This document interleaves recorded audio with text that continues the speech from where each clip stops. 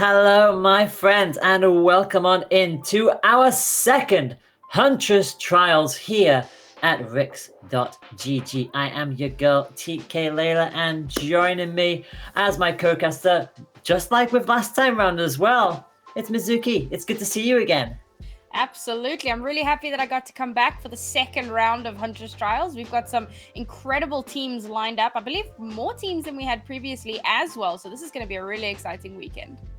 Yeah, we got 16 teams signed up, ready to do battle. It's single elimination as it was last time round, but this time round, all of our matches are going to be best of 3. So you'll see 2 matches today and then 2 matches tomorrow. We'll start with our best of 16 rounds. Then we'll go into the quarterfinals, followed by the semis, and then the grands. We'll have a quick look at that bracket for you now, so you can see all the different teams that have currently signed up. Naturally, we've got quite a few names that you might remember from last time round. We know that Exile were under construction. They came runner-up last time out. Obviously, the girls are back in here, having won it previously as well. So plenty of big names. Obviously, the girls going up against F5 Freya will go up against Come On Here Gaming. Oxygen Esports will take on Unlucky. MCES will take on Lox Nova. And then down onto the bottom half, you've got AESF versus Iceni, Gangsters versus Fish Cav Tom. I do love some of these names, by the way. Exile Female versus Hippos, which we will be streaming first today. And then right at the bottom there, Chat Band will go up against Project X. Some of these teams are really interesting. So we've got quite a few orged teams, most notably, obviously, Oxygen Esports, and then Exile, obviously, as you said, team name under construction. They got picked up by Exile.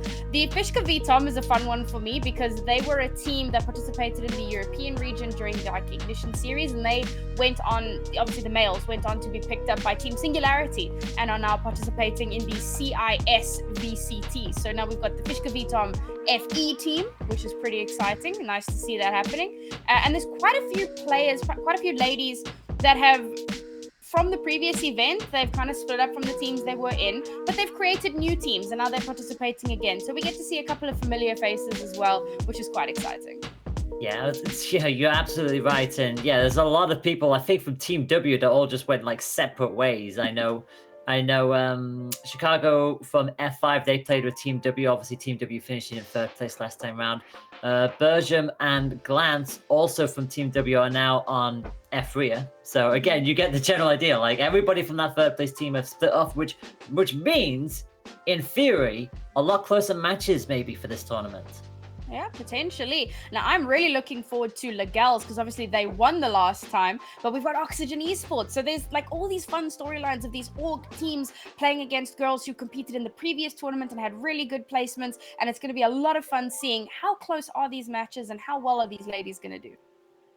Yeah, you're absolutely right. And I do believe we've already got our bans on the way for our first match up between our 2 teams of Exile and Hippo. So currently we had Bind and Icebox both banned. Shock, horror, disbelief, no Icebox in the first matches, but we might see it a little bit later on. Haven and Split will be the first 2 maps up, and if we need the 3rd map, Ascent will be how we finish things off. So Haven is where we're going to start. Oh, that's really exciting. Interesting to see that Split is in here. And of course, it was Team Hippo's pick. Haven was picked by Exile, as you guys can see there. And like the reason I say Split is interesting is because like the whole world hates Split. It's still, despite having recently been slightly reworked for like the 3rd time, it's still fairly heavily defender sided. You go into that map and you almost expect whoever's on defense to have a runaway round. So because of that, most teams tend to shy away from it. And it's interesting that, as you noted, Icebox is not in because Icebox is a very popular map, particularly for teams that want to kind of create some confusion because of all the 50-50 checks and the angles and the ups and the downs and all those crazy things. A lot of teams actually like to play on Icebox to try and abuse that. So very interesting map picks here, but I think there's a lot of potential for fun, especially because obviously we're playing on the most recent patch, so there's a very good chance we're going to be seeing some of that Viper today. Yeah, I was literally going to make note of the Viper, because I know when we go to Icebox, generally both teams will be like, okay, gonna have a Viper in the back pocket, because Viper is pretty damn good on Icebox, not going to lie. But yeah, hopefully we get to see a bit more Viper shenanigans. The past few tournaments that I've been that I've had the privilege to be cast in, a lot of Astra has been picked as well. So hopefully we get to see more of her this time around. Oh yeah, Astra, there's so much potential there. I remember from the Game Changers tournament, we saw Katsumi playing a fantastic Viper for C9, Astra for C9 White, and really good at using it mid-round, which is the most dangerous time to be going into that Astral form, using those gravity wells to deny aggressive pushes or to try and support your own aggressive push. There's so much that can be utilized with that Astra, and then of course the massive wall that you put up that can basically deafen you and doesn't allow the enemy team to know, are you planting, are you defusing, are you shooting? Who knows? I can't hear anything. So hopefully we'll get to see that as well. And then of course with the Viper buffs coming through, immediate 50 decay as you step into one of her abilities on an eco round where you can't buy any armor. The team that doesn't have a Viper is going to be in trouble. That's going to be so much fun to watch, assuming of course we get that Viper. But since we have Split, there's a good chance of it happening. Yeah, you never know, and especially with Split. I mean, we'll obviously be going straight. Well, we'll be getting to that eventually, but first off, we're going to be starting on Haven. So, what do you expect to see both of these two teams bring to the table on a map like Haven? We're going to see that both our teams going to be starting to check in roundabout now, and obviously, you don't obviously go off of what's being highlighted at the moment, but generally, you wouldn't be surprised if you see the Jet and the Rhaenys. But we hope we got an Astra already. It's a good start. The Razors are also quite typical, particularly on Haven. A lot of places where you can abuse the spam damage from her paint shells and from her showstopper. And then of course, the Sova, the shock darts get a ton of value there. I see a lot of hovering on the Yoru. I'm not expecting that in the least. The Team Hippos don't want to give anything away. They're just like, we're going to keep debating you until the very last second. But Exile's composition, excited to see the Breach. We don't see him get a lot of playtime on Haven, but I think that there are a lot of great angles that you could try and abuse with that. And we got the Cypher coming in as well. So again, a lot of trap, very trap heavy. We're going to be seeing on the defender side of things, and obviously for defense, you get a lot of utility out of that. Less so on attack, but it can absolutely still work, especially catching the attack, the defense side. If you want to go for some cheeky little flanks, it'll definitely keep a lot of intel going your way. So yeah, both sides opted for the Astra. We got a Reyna on the side of Hippos alongside the Sage. Always nice to see Sage coming out and out. I think the last tournament I very rarely saw Sage come out at all, so good to see we do still have potential res in our back pocket. Sage is definitely not common on Haven. What is surprising to note is that for Team Hippos, they're only running one kind of information gathering agent, which is of course the Cypher, whereas Exile have got both the Killjoy and the Sova, so that will definitely give them a little bit of an advantage, I believe, because with a 3-site map, you want to be getting as much information as you possibly can before deciding where you're going in first. And with Hippos being on defense first, this could really, really work against them. But we got the Astra versus Astra action, which we were both looking forward to. So I want to see how these ladies utilize those stars. There's a lot that you can do. There's a lot of different options. Fantastic smoke, the gravity well. There's a lot to do there. So I want to see how do they use that to kind of leverage their position. And with that, here we are underway. Our first pistol round off the stream, and well, Verax is going to get very brave here, as is Lisu. And unfortunately, well, they do at least get one headshot, but unfortunately they are going to go down. So 2 dropping on the side of Hippos in the early stages, and Exile will look at this with a very good chance of being able to take this site, and they do. Spike will go down, and already a good start for Exile. Nice utilization there of those smokes from the Astra to deny as many sidelines as possible. Very aggressive attempt at a defense from the Hippos, and of course it did backfire quite badly there, and now they're going to have to play it a bit slowly with their retake here, waiting for the smokes to go down, and now they're going to push it. Yep. Well, again, it's a 1v1 trade again, and it's just, and Salty again on hand. Finally, they do go down, and it's a 1v1 situation as Feint goes to try and bait out Molly. And are they going to get the poke? Unfortunately, just missed the shot. I don't think they quite got what they want to do. Managed to get it on the second time of Askin, and Exile just about eke away with that point. Nice little bait there from Molly as well. Pulls back a little bit. forces the Cypher Feint to actually push forward into sewers and get away from that spike. So there's no chance to turn around and continue trying to get that defuse. Very well played there. A nice round from Exile. And those two early pickoffs were instrumental. It gave them a lot of momentum coming into that first round. So they were able to kind of leverage off of that, and with some pretty decent post-plant positions. Yes, most of them fell towards the end there, but they were able to get a really good handle on the spike and not allow any movement towards it. And again, Jet being incredibly aggressive on the get-go. Samsy just going to bide the time, throw in the grenade, just try and force everybody else to go a little bit backwards, and now they're all pushing straight towards C, and actually there's nobody on C. So this might be a chance to just get a free plant right here and now, and that's absolutely going to happen. I think they only just realized now that C is wide open, so nobody's gone down, but that is essentially a free plant. Yes, it is, but you kind of gamble that. You gamble a site. You had most people towards the A site there. But there is a lurking Killjoy as well, and of course, this is a... it's a pretty good round for Exile because they're the ones enemy remaining. Yeah, this could be a flawless on the get-go, and it is. So flawless on round 2. Very good start for Exile, and obviously, like I said, they were under construction in the previous tournament. They came second place there, so already off to a flying start. And now Exile obviously going for the bonus round, but that means the Team Hippos are able to full buy. This is, of course, one of those really high-risk, high-reward rounds, because if they're not able to make something happen here, then they won't be able to mount any sort of a turnaround until round 5. So this is where Hippos need to kind of get in the groove if they're going to make something happen. They're split out much better across the map this time around. Of course, like I said, they were kind of hedging their bets on one site in the previous round, but this time they've split up quite nicely, and they're going to feed back some information should they see that early rotate start to happen. They have called out that there's been some utility being used here over on the A site, so we might see that rotation, but keep an eye on that Killjoy lurk, because something big could happen there.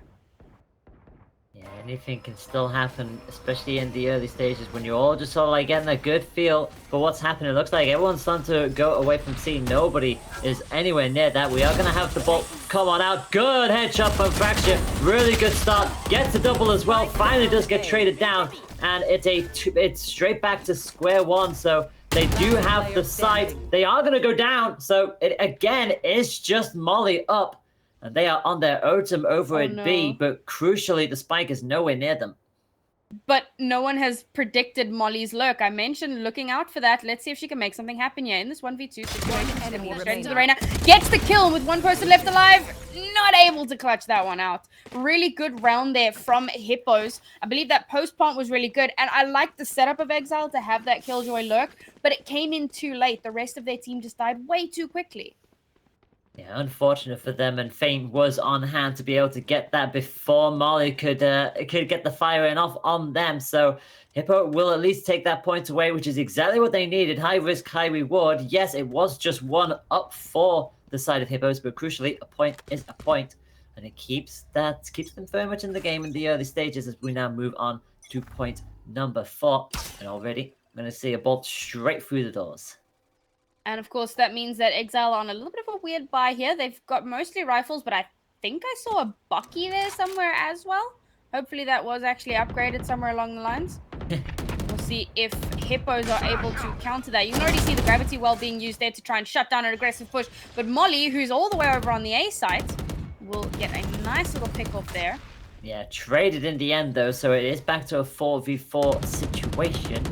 And again, Fracture just sort of like peeking every now and then, just hoping to see if anybody's going to come around that first with that chef. If they can get a headshot, that would be great. They do see that they are starting to come on in, so they'll take the call. And then we hope that their team can rally quick enough. But it looks like Exile are going back the way they came. Yep, this is not going to be working out. But they need to be careful of Lissu on the lurk. Unlucky for Lisu. She tries to get some value there, but gets taken down. This has been a good round from Exile. They've just wasted time and forced some aggression out of Hippos. And as soon as Hippos tried to get aggressive, they were just like, nice try. This is our map. This is well played. And yeah, they'll take that quite nicely in the end. 3 up, so they keep a fair amount of weapon and utility, which is always nice. And for Hippos, well, they did the hard part. They managed to take a point away, but unfortunately, Exile just that little bit They're a little bit more aware, a little bit savvy, and just holding on for the time being. But we'll see what Hippos are going to be able to do this time around. They can't get all of their shields up, which is unfortunate. But again, whatever they can get, they'll have to manage with. Yeah, Hippos are forcing up here. They want to try and win out this round quickly. They know that they're coming up against a full buy from Exile, because obviously Exile can't afford it this time around once again. Oh, Lisu! No! Oh, valiant attempt there, but that means that the A side is completely open, and with the player advantage here for Exile, this should be another fairly easy round. Bearing in mind, they still have 3 ultimates online as well in the Showstopper and the Lockdown, and of course, that massive wall I was talking about a little bit earlier on. Careful. Yeah, pretty much 3 ults on the ready. And that is going to be the Killjoy ult immediately dropping down. We are going to see the wall come out as well. So goodness me, it's all happening. Cosmic Divide does come up there, and of course, like I said, it drowns out sound. The plant's going to go down, but no one's going to know where it is. Die. Oh no, don't push through the wall. That's so unfortunate for Meg. Tries to get some leverage there. She pushes out because, of course, you don't know what's going on. You can't shoot through the wall either.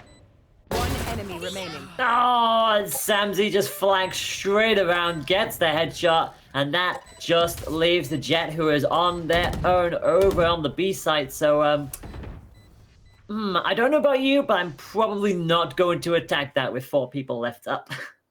Oh yeah, definitely not. This is going to be a save round for Thraxia. Of course, there will be the little bit of that save disadvantage, but not the end of the world, because she does want to hold on to that Vandal. However, Exile do not want to allow that to happen. They fanned out, and if they spot her out, they're going to try and take her down. Oh, that's going to be dangerous. Who are you going to get the poke? Oh, they actually get a shot in there! That is crucial there! Thraxia robs the Astra of their weapons, and Exile will be a little bit annoyed about that. Yes, they got the point, but they'll not want to be trading those kind of situations out after the spike is gone. And of course, Thraxia will be the only member of Hippos that's going to be coming into this round with an actual gun. The rest need to save up. Crucial to note, of course, is that Thraxia does have the Blade Storm ready. Now, usually what happens is you'll see the Jet kind of come in with just a pistol, pop the Blade Storm immediately, and then go from there. But because this is a save round, they want to keep this as economically sound as possible. They want to just try and get a couple of kills, put a dent into Exile's economy. And let's see if they can actually do that. Exile used 2 ultimates in that previous fight, but they still have the Showstopper available. Yeah, they do not want to be going up against that. Unfortunately, Sophie takes a bit of damage with that, and the Showstopper is up. Lucy is going to get immediately pegged, and Samzy doesn't really get any push with the Showstopper, but again, it's just going to force the rest of them back, and that is a 4v3 situation for Exile. Make that a 4v2, as again, Silly gets in on the action. Samzy gets another kill. Feint at least gets something with the frenzy of all things. Camera taken out. Oh dear. They don't push her. But as soon as she peeks around this corner, there it is. Took a second to readjust the aim there, but they do manage to take down Feint. An okay eco round for Hippos. They do manage to get 2 kills there, but of course it doesn't really do much to Exile's economy. There are those trust fund babies that I so often talk about. Hippos are able to full buy this round, but every single round is super dangerous. And as we get closer and closer to that half mark where we swap rounds, it becomes so much more important for them to start picking up rounds. You don't want to go into the next half with only 1 point. That puts you at a massive, massive, massive disadvantage. I think that's like almost perpetual match point. I think whichever team comes through with 11 points at the half only needs to win like 2 rounds. So it's not a good position to be in. But Hippos have a ton of ultimates available to them this round. Let's see if they can use those to make something happen. So he's going to get immediately in on the action, gets a fair bit of damage, somehow managed to not get the elim, which, yeah, I think that surprised the pair of us there. Was for sure thought they were going down.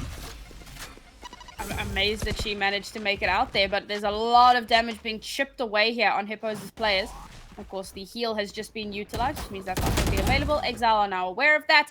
Oh, but a nice player advantage here for Hippos before they have an opportunity to use any of their ultimates. That being said, they've stacked the A site. They've hedged their bets, and they've wound up wrong. They're going to have to play for the retake here. No lurks to be too concerned about just at the moment. So if they want to make a lurk of their own, it might help them out. But this post plant from Exile is so good, especially because they have the Huntress Fury. They don't need to be all the way up C long. Yeah, Lisa at least gets one elim, takes down the turret as well, so it's a 5v3 situation. Yes, the Jet and the Astra are both hurt, and Sophie immediately just flicks around trying to figure out where everybody is. They're obviously all at the long side of the field. Spicy's gonna go for it, and the ult goes off as well. So that's gonna shake up the entire party, and Sophie knows there's nothing that they can do. More stuns coming. They're gonna see if they can get this defuse in time. They do get it! Oh man, there was just a little bit too much faith in Exile's utility there. They really thought they would be able to completely deny the diffuse with just their utility. And to be fair, they had a lot. They used the gravity well at one point. There was a nano swarm on top of the spike as well. They used the rolling thunder. They threw in the Hunter's Fury as well. They had so much to work with.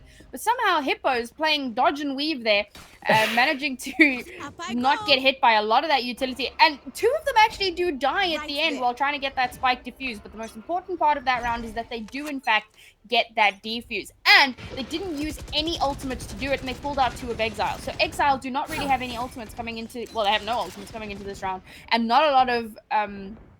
ult points available, so they're not going to be getting those. Okay, Astra just gets the wall online. And that's all they really have, and the player advantage, which is pretty big, to be fair. Yeah, I was gonna say, you already take one of the players out immediately. Salty obviously gonna just flank up the door, and the bomb is gonna roll out on B as well. They haven't made the full commitment to it yet. There is a fair amount of utility there as Fate quickly gets the heck out of there. Fraxia, unfortunately, is gonna get tagged down by Samsey, so again, 5-3 advantage. B is pretty much open for them, and yeah, that's very much open for any kind of push at this stage. 5 on 2, make that 5 on 1. It's just the Sage left. Sage at least stops a flawless, so bravo for that. So it's a 1v4 situation. Does she go for the ace?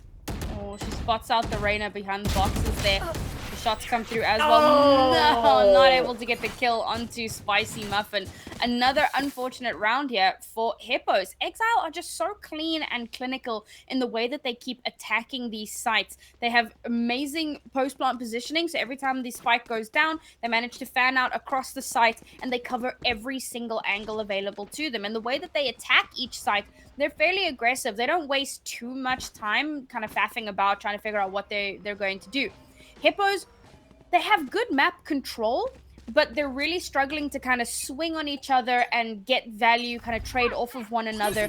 And this really speaks to the fact that Exile, obviously, they've been together for quite some time. It's Kingdom Under Construction. They've been together since the previous Huntress trials, maybe even longer. They've got that synergy down. Whereas Hippos is a little bit of a pug team as far as I'm aware. So they're all fantastic players, but they don't really have that synergy to their names. And of course, that's really a detrimental factor. Yeah, and as you said, they were Exile were under construction, and they were the runners-up last time around, so they have a lot of experience on their side. And Samsey was just waiting for that peek, gets the headshot, and that is going to be a great start for Exile once again. 5-on-4 situation in the early stages. Meg is going to just wait behind that smoke, and Fraxia is going to deploy knives. Unfortunately, doesn't really get any purchase. Sophie at least gets the Sheriff kill, so they'll take that to their name. But again, it's just themselves and Jet, whilst Exile have 4 up. And I wonder where the spike is going, and I think it's going to be A. Absolutely. Now, the last 2 players alive are duelists, but they've split up. No, in a 2vx situation, never split up because there's no one to swing on you. Raxi does get a kill, but in a 1v3, it's just not going to happen. Yeah, you kind of need to stay together and have your teammates' backs in those kind of situations. It's all well and good trying to go for the split up, but unfortunately, not only do you not have the numbers advantage, they can easily double on up and then split to your respective ways, just guaranteeing that it's going to be a 2-on-1 situation by the time you get there. So, unfortunate play there for Hippos. They have pretty much all of the ults bar Jet up and ready to go. Unfortunately, Jet didn't really get any purchase with their ult last time round. So 7-2 is the score at the moment as we start to rapidly approach the end of the first half. Hippos have been holding on to these ultimates for a while, but let's face it, they keep getting killed fairly early on. I mean, there you go. Now, Rez off the table. They don't get the chance to use those ultimates. However, we know that Thraxia has that operator online. The problem is she's holding all the way over on B, and like we see right now, the push is going towards A.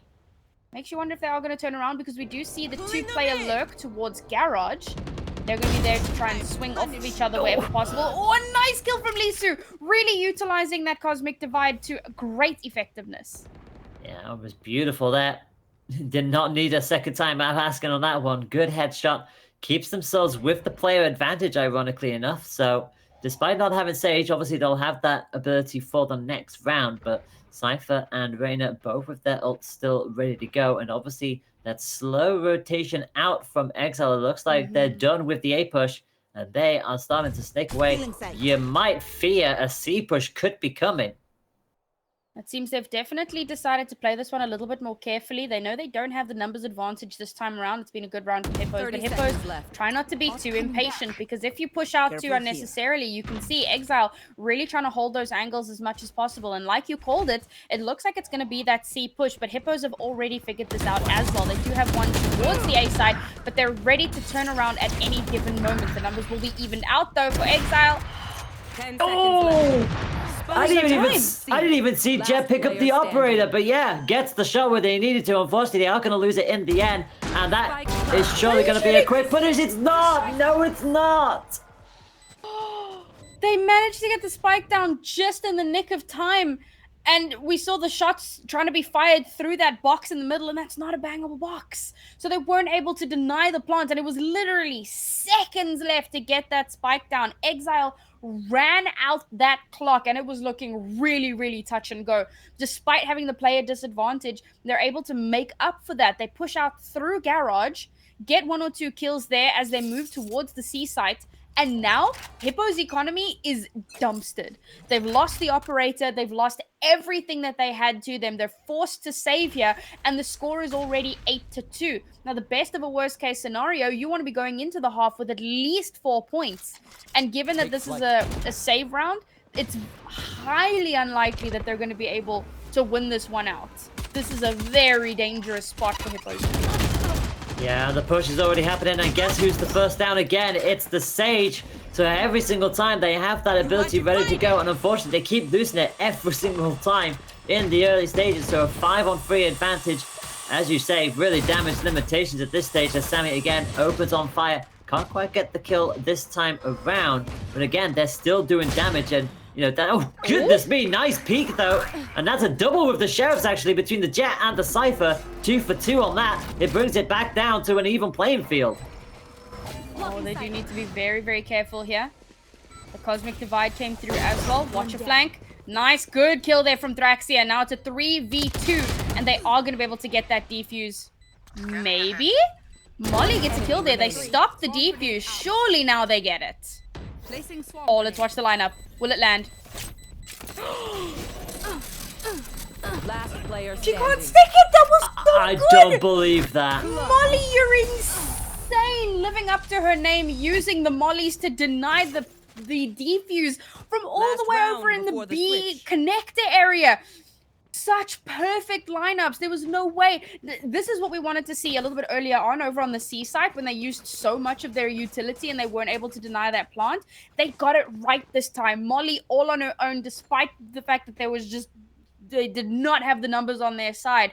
The fact that she was able to get those lineups, completely deny that defuse, massive play. And now it's the last round before the swap. Hippos still have Empress online. They've had that for almost the entire game. They still have the res. They just haven't had an opportunity to use it. Once again, this is a round that they have to win. Oh, they dashed into the box. They dashed into the box. So unfortunately, could not get anywhere out of that in time.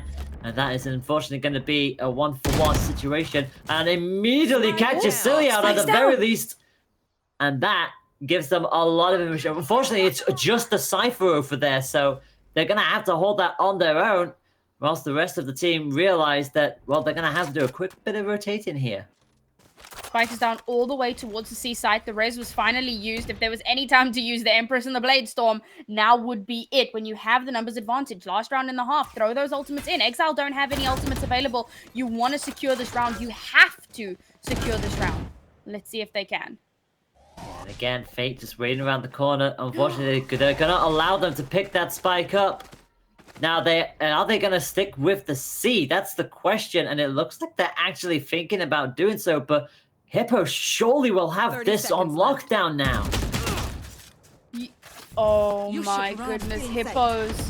The lockdown comes through, and this is a great utilization. Molly was able, I think she was able to get the orb there, so she manages to get that lockdown on lock. Hippos are forced to go into a retake situation. Now, there is, of course, the lurk coming from the Reyna all the way towards C long. So they're going to try and pressure this down. But Exile, they keep winning those gun battles. And it is just Molly left, and surely they are not winning this time. It is finally a point back for Hippos. I honestly thought giving up the spike might have been a disaster for them, but they held it on. They allowed Exile to come towards the point. They had full control over it. And thankfully for Hippos, they do at least end the half with a 3rd point. Oh man, still not the ideal situation to be in, because of course if Exile win the first 2 pistol rounds, then that immediately puts them on to 11 points, and of course they have that kind of snowball momentum going. So if Hippos want to stay in this, they ideally want to at least get those first 2 pistol rounds, and that should propel them, at least momentarily, into a few round wins. That's the hope in any event. They are coming into this first round with a hell of a lot of ghosts. They're even putting a little bit of armor onto Meg to try and make sure that she's able to give a little bit of healing where possible, stay alive where possible. Let's see if it does pan out for them as they go for a hyper-aggressive A push. And of course, the elephants in the yard give that information away, and Exile immediately start the rotation. Yeah, Molly tries to open up, but they are actually going to be the first casualty in all of this, so literally everybody is going to be over here. Sophie is going to immediately put themselves underneath in the garage. No bump with the grenade, but Feint again gets the headshot they were looking for. So Hippos do actually get 2 for their troubles here. And obviously with that spike planted down as well, it's really just a case of can they keep Exile walled off into this corner. Vietnam flashbacks of Lisu getting shot by, or getting killed by shock darts. Good attack. Oh, that was such a good flash. Good swing off of it as well. 1 enemy remaining. 1v1. Oh, what a flick! Feint, you're insane! Hippos actually managed to secure themselves the very first pistol round in the second half. This is a good sign. It means that they're able to get some of those smaller guns, but at least they have a little bit of an edge coming into this next round. Very, very well played there. Good utilization of those smokes, particularly the cloud burst to kind of deny a little bit of visibility where possible. Again, like I mentioned, Lisu, shock darts. Name a more iconic duo. But apart from that, a very good round from Hippos. They did lose quite a few players, but it's not the end of the world. They get the point on the board. Can they maintain that? We'll soon find out. And that triple from Cypher was absolutely crucial as well. Grenade very early on, so it allows Hippos to get a little bit more information, and the bomb buddy going out as well. Jet immediately rinses on through and actually gets the elim, gets the double as well. So Fraxia popping off when is needed most, and that will surely be a plant on C and a 5-3 player advantage for Hippos. Let's see, Exile, nothing on the lurk, so they're going to be going for a full push through this back of site entryway. Now, it is going to be very dangerous to pull that off because, of course, it's walled off in the garage area. Oh, get shut down by Meg. That's massive. Oh no, in the middle of reloading though. That's the last thing you want to be doing. At least Sophie and Lisu were on standby to immediately following up. But yeah, it always hurts when you just get caught like a double peak push and you're in the middle of reloading. It's like, well, guess I'll die. Guess I'll die. And of course, this is obviously another dangerous round for Hippos. Every round has been quite dangerous considering they've been up against Exile. But now Exile are able to somewhat full buy. They still have half armor, so it's not a perfect full buy. But given that Hippos are on the bonus round here, if they lose this round, they're still going to be able to buy next round, so that's good. But let's see if they can try and clutch something out here as they've started to kind of close off the score lines. And yeah, we are going to immediately start a gate push, it looks like. Fraxia just going to bide their time and wait a little while. Nobody is at A, and I think Exile realized that was probably going to be a bad call. Fraxia just walks into every single bit of utility that was just left there. So it gives Exile the information as to where they're possibly going. But Hippos immediately go, you know what? I don't feel like that anymore. Maybe I feel like an A push after all. Yeah, although they still have that jet all the way towards... or in the middle of garage. So a bit of a lurking jet there. It's a dangerous stance to take, as the rest of the team are going to be pushing straight through onto the A site. Nice Leah there. Samzy doesn't get caught out from it and actually manages to get 2 kills! Jeez. Dempsey with the double, so it at least gives the rest of their team a chance to be able to get on there and have the numbers advantage as well. Unfortunately, that is going to be a shock dart that's going to hurt them, and Meg is going to go down as a result. Exile beautifully played there. Everybody rotated in when they needed to most, and that shock bolt immediately stopped Meg from being able to plant any further and immediately get rinsed through at the tail end of it. That gun advantage, it's just crazy strong sometimes. Now, like I mentioned, Hippos are actually able to buy up, so this is good. But given the last half, despite the fact that they do well sometimes, like, even when the guns are matching up, they tend to lose those aim duels. And that's dangerous, particularly because Exile are so much more coordinated. And they're working together a lot better, using their utility a lot better. It's that whole synergy thing that I was talking about a little bit earlier on. But I haven't counted Hippos out just yet. They have had some shining moments. This is a good default. They've got the jet all the way up in B, though, so need to be careful there. But there's some lurks across the map. Nice early pick-off. The numbers advantage for Hippos. Can they leverage that and gain some momentum? Yeah, and especially when that's the Sova going down as well. That's a lot of information that they're having to concede pretty early on. So it looks like they're slowly making their way towards Long C. And Samsey again realizing, oh, there's no one here, but this could be a very dangerous flank if Hippos are not paying attention. Swarm grenade out. And Samsey opts not to go up for C long. She's going to push through Garage instead. Some good angles that can be held on there, but Thraxia, being an absolute boon for her team, manages to get a nice little pick off there. Massive numbers advantage here for Hippos. Flash goes out. Samsey at least gets one, but they are also going to get traded out in the midst of it also. It is just Salty who immediately gets one-tapped by Feint, and Hippos will immediately yoink that point back. Now, to say that in the first half they only won 3 points, and they won them after conceding like 2, 3, and 4, to say they've started the second half significantly significantly stronger is an understatement. They've won 3 in a row since they won that last point in the first half, conceding 1 and then immediately taking it back. So they're starting to finally find their rhythm here at Hippos. Mel getting caught out in the middle of going into the astral form. Like I said, mid-round using astral form, very, very dangerous. But yes, Hippo on a bit of a tear here. Looking a lot better than we saw on their defensive half. Maybe attacking is what they're better at. We'll see if they can continue to keep up that trend. Look at this aggressive push. Jesus. Exile are just taking no prisoners here. Like, how far up towards spawn do you want to be, my friends? Like, that's dangerous. A headshot from Lisa is immediately going to attack them straight back down. They're throwing in a completely different style here. Both of them caught on the reload, but Sova comes in and goes, okay, that's silly enough. Let me just finish this right here and now. And Exile will take the point from that.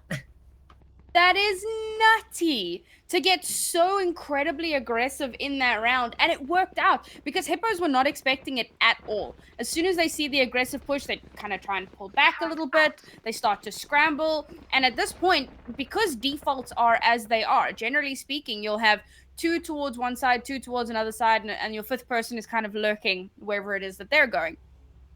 So the team was already heavily split up once that aggressive push started. But now Hippos coming into this next round. And in fact, for both of these teams, a lot of ultimates online. Is that a Marshall? Who bought a Marshall? That was the Jet. The Jet bought the Marshall. Yeah, I saw it on the loadout and I was like, are we really going Marshall route? Yeah, we're going Marshall route. I mean, to be fair, you get a headshot with it, it'll be pretty tasty. I mean, it's no operating, you know, it's significantly cheaper, but it still can be utilized pretty well. And obviously, Jets do excel with those kind of weapons anyway. So we will see what the play will be. Showstopper's coming on out, but Showstopper will not get any purchase at all because Feint shuts it down instantly. Oh, now the push straight over onto the A site. And yes, they have that player advantage. Hunter's Fury actually gets value. Insane. Only manages to even out the numbers, though. And it does stop the plant, but only for mere seconds. It won't stop it completely. That being said, though, Exile will just continue to shut down the entirety of Hippos. Yeah, that's the wall coming up as well. Feint gets one. Unfortunately, can only just do damage. Knives are going to come out, but doesn't get any purchase. No knives are going to find their mark. And Molly, with very little health and the Sova, will at least survive and take Exile into match point. Cosmic Divide came a little bit late Match there to point. try and provide some cover, and in fact, it's one of those predictive things. You're putting the wall up because you're expecting that that's where the hiding is happening post-plant. They didn't realize that the last couple players were in hell, one in hell and one kind of just towards the other side of the site there. But they didn't need the wall ultimately, as they were able to kind of clutch that one out fairly easily. Now, of course, we're on perpetual match point. I say perpetual, this is probably the one and only match point we'll have in this series, because unfortunately Hippos are coming in with one of them janky buys. I think I saw a Bulldog and some other non-ideal weaponry. It's only really Thraxia that's coming into this round with the Vandal. They do still have ultimates. Once again, very much like the previous half, they come into this with a million ultimates online and just never having the opportunity to use them. Yeah, Jet goes down to a headshot. Not where you want to start this entire confrontation up. Sophie does ping Huntress, and that does get the res up.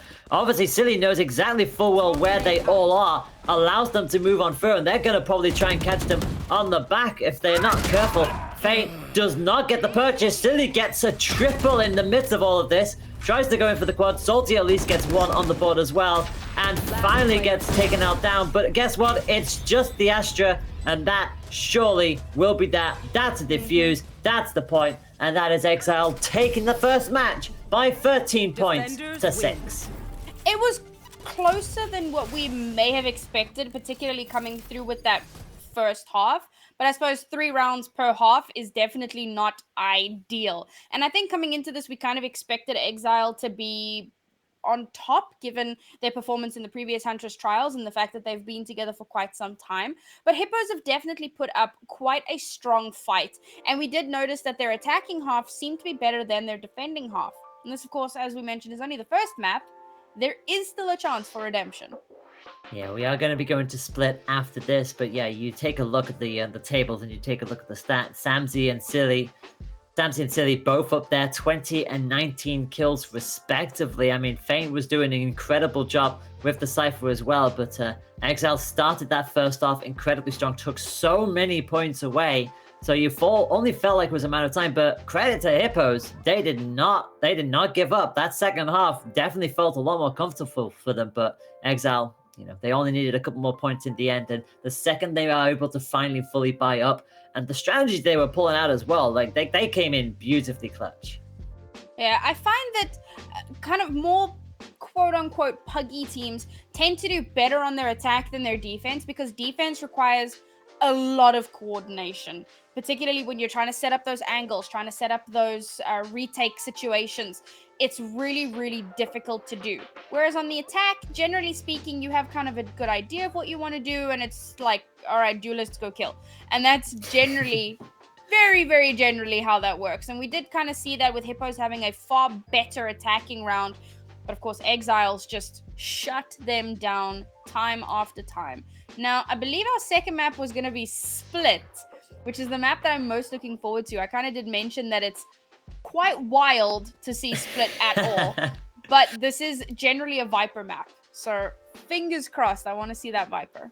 Yeah, to be fair, you and me both, I definitely like to see people actually utilize Viper, especially when we just, for the longest time, we just don't see Viper in competitive play. But patch after patch, update after update, we finally start to get more of a reason to actually bring Viper into some of these team comps. And, Split is a definitely good time to be able to bring one. But again, we'll see. Well, I mean, to be fair, when you look at the characters, the classes that we all saw in that previous match, like out of all of those, who do you expect to see again? Who do you not expect to see again? I mean, honestly, I don't know if we'll see the Sage again. Well, the Sage generally tends to be quite popular on Split as well, particularly for shutting down mid. It really helps with that mid control. But it's kind of a hit or miss agent. It's one of those ones that, like, some teams will run it if they have a specific strat, some teams just won't. It's the same with the Breach, honestly. Breach gets a lot of utility, gets a lot of value in mid, but again, kind of hit or miss, depends on the team and what they've been practicing. Very likely we'll see the Raze again, because a lot of enclosed areas where you can get tons of value out of those paint shells, the blast packs, and of course the showstopper, crazy value there. I think we're more likely to see the Jet than the Reyna on Split, but it's also a little bit of a toss-up between those two agents, particularly if you're going, double duelist, then it's anything's possible. I've seen Phoenix from time to time, although EU tends to shy away from Phoenix, so it's unlikely that we will see that. And these teams seem to like Astra, so probably pretty likely we're going to get to see a bit more of that. Let's hope so.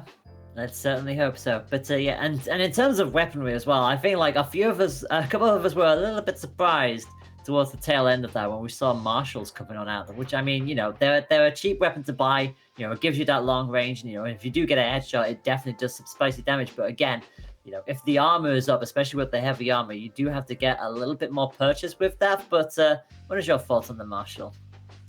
I'm not the biggest fan of the Marshal. I think that if you're coming into a round and you know that the enemy team is either saving or kind of half buying, then there's potential for value there, particularly because you can get those kind of one-shots if there's no armor available.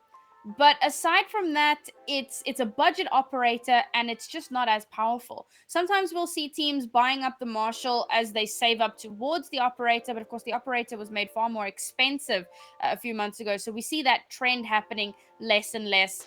Overall, I don't think it's a particularly impactful weapon unless you're consistently hitting those headshots. Thank you for that. And we are, I think, ready for game number 2.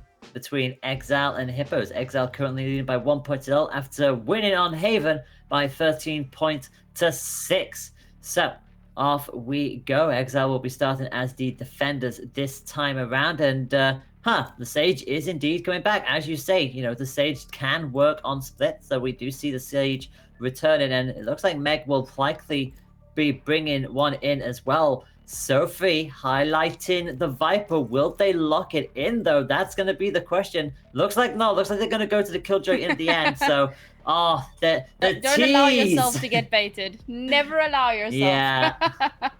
This is a good lineup from Hippos. So it's going to be the Jet Reyna this time around. So not going to be utilizing that raise for the burst damage, but they have the Killjoy, which is important for gaining that information. They are attacking first. So we had noted that they had a slightly better attacking round, particularly on Split, rather on Haven. I don't think it's surprising to see Meg coming back on the Sage. This seems to be her agent of choice. Oh my goodness, they've locked in the Yoru. I am astounded. Samzy was playing the Raze? No. Yeah, Samzy was playing Raze. Yes, because Molly was on the Killjoy. Okay. There's even been a bit of like a swap up in roles for this next map. We've got Samzy over on the Yoru. Molly swapped over onto the Raze. Spicy Muffin, who I believe was the Breach, is now going to be playing the Killjoy. A lot of like crazy swap ups here. There's even the Omen thrown into the mix. This is a wild composition for Split. But what makes me really sad is still no freaking Viper. Yeah, we'll have to wait just a little bit longer, I feel like. But yeah, I've like, out of all of the characters that I was not expected to see, Yeah. I'm like, oh my gosh. Like, especially when you consider the fact that Samzy was the top fragger in the previous one. Like, they were raised, they were top of the field with the kills, and now they pick a hero that we just don't see. I mean, I'm really excited to see what she does with it, because like you said, we don't see Yoru. Yoru probably gets played in like your comp games, but it's not something you see in actual competitive play.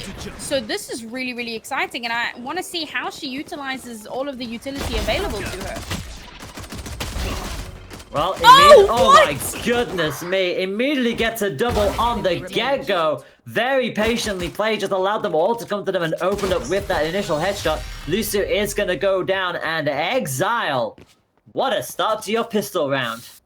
The bait and switch, their utilization of the teleport, and then is still able to get a second kill after landing through the TP. Massive work there. She was the top fragger in the previous game.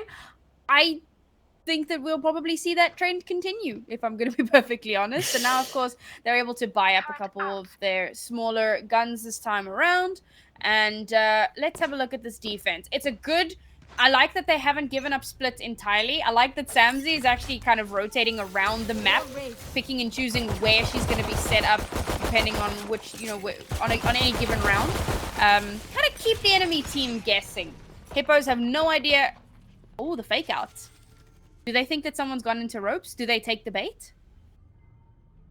Might be too early to really go for something like that, but it looks like they're all lingering behind that wall, and Silly gets in an elimination. Samsy is going to teleport all the way through by the sounds of it, and catch a lot of them in the middle. They'll at least get one for their troubles. Fane does at least manage to get the pick, but unfortunately it's given the rest of the team away, and that's the last place you want to be boxed in. That was a bloodbath. I mean, I kind of said earlier that Split is a pretty defender-sided map. I wonder, I love the utilization of that fake out. There were a lot of smokes in the way of the wall as well, making it sound like somebody's moving into ropes and kind of making it sound like maybe they're going to go for an A hold. So I wonder if that was maybe the thought process that went into the Yoru. Because Split is a fairly confined map, you can try and utilize or really abuse that fake out. And now, oh no, Samson's on the B side, which is exactly where the spike is. Samsy has just got it on lockdown every single time, it seems, and, well, they're gonna have to play this incredibly carefully here, both Meg and Sophie. They're just chilling there with that spike, and again, Tilly with the wall does at least get a little bit of damage through onto Phyrexia with that height advantage, and they're gonna stay there for the time being. And again, the pair of them just waiting to poke around, and a bit of a stalemate for the time being. Nobody wants to make this first move just yet. I like that Hippos are playing this a little bit more patiently. Now, of course, they only have the Killjoy, so not a lot there that you can utilize to actually get some information. Oh, that's a good early pick-off. But the spike's all the way on the other side. Oh, no. Meg does manage to get the kill, though. And B-side is completely open. Despite having a player disadvantage, if they can get the spike down and get some decent angles, they may yet be able to hold this. I almost thought that was a bit of miscommunication there as the wall went up, as the Jet was trying to get into position. But crucially, Hippos do have the spike planted, and Samsy now is just going to have to bide the time and wait. They'll slowly make their way in now that the rest of the team are with them. Again, Fate is up there just waiting, and finally opens up, gets one, gets two. And Molly does at least manage to take down Fate in the end, but crucially, the numbers advantage was on the side of Hippos, and that is going to be their first point on the board. Very well played there. Now, when they're coming up against the composition that they are, knowing that they can't get a ton of information with the comp that they have, this is good. Slow and steady. Don't just rush in. Bait out some of that utility. Wait until you have an opening, particularly the paint shells. Once the paint shells are out of the way, the Raze needs to get kills in order to get the paint shells back up. So if you bait out all of that utility, bait out the fake out, bait out the don't bait the slow orb. Bait out the slow orbs. And then when you have the opportunity, when you've actually managed to gather some intel, that's when you push. Now, they are going to need to be very careful of aggressive pushes, because once again, Samsy on a potential lurk. Oh, I like that fake out as well. Pushing it all the way through the defender spawn, making it seem like they're wrapping around for the lurk. But in fact, they're lurking through sewers. Uh-oh. This She hasn't fallen for it. No, she turned away! No! One enemy remaining. Why would you turn away? That's the last thing you needed. Samsy gets a triple as a result of all of that. Meg at the very least does manage to shut them down, but it's just them left. They'll at least get a second for their troubles, but that was always going to be Exile's point from that moment onwards. Oh no, you hate to see it turning around at the very, very last second there. And that's, again, where that synergy and trust in your teammates comes into play. She had two of her teammates watching mid. There was no reason for her to turn around unless somebody had called out, okay, we need help right now. And just she turns away at the last second and isn't able to spot out that lurk coming through, isn't able to get the kill. And like you said, Samsy just picks up a 3K off the back of it. Once again, Samsy on that roaming Yoru is now going to be over in the mid side this time around. But it's a full stack towards A. Now, if they can catch out this Raze and this Omen early on, they have an opportunity here. And we can even see Samsy all the way over towards the B site, trying to fake out, if I may, and force a thought that maybe the push is going to be towards B. But it looks like Exile are not going to fall for it. Yeah, and Molly catches Fraxia. Oh, what? My goodness me, that's a triple. Not quite the quad. Unfortunately, again, getting taken down at the peak end of it. But again, a triple early on puts Hippos at a massive deficit. And again, Molly is only one tap away from going down as well, which is not going to help them in the slightest. Faint at least gets in on the action, and that is going to be that. Oh, wow. Really great play here from Exile. I love how they have such good control of this map. I mean, even with Samzy getting all the way down into mid, getting so much information for her team, it's really, really helping them to maintain that map control. And of course, now they have 2 ultimates coming into this next round. They're going to have the dimensional drift. So Samzy is just going to become invisible. And good luck, have fun, I guess. And then, of course, there's the showstopper, which we know how dangerous and deadly that can be. But they are coming up against an Empress, a Res, and a Lockdown. This is a good opportunity for Hippos to make something happen. When they slow things down, they tend to do a little bit better. Let's see if they can slow things down enough here. We've got the Operator online for Thraxia as well. Can she get some value out of that? Yeah, the last thing you want is to be losing that in the early stages. Nobody's peeking at the time being. Actually, it's just going to slowly start to advance. The smoke is going to come out. So again, they won't be too eager to go blasting on through that. Again, the operators are so expensive nowadays. So really do not want to be just dashing into a 1v1 and losing it instantly. Cover going out. Slow and steady, baiting out some of that utility. Unfortunately, the Omen smoke is on a cooldown, so he can get that up quite often. But they've baited out a little bit more there.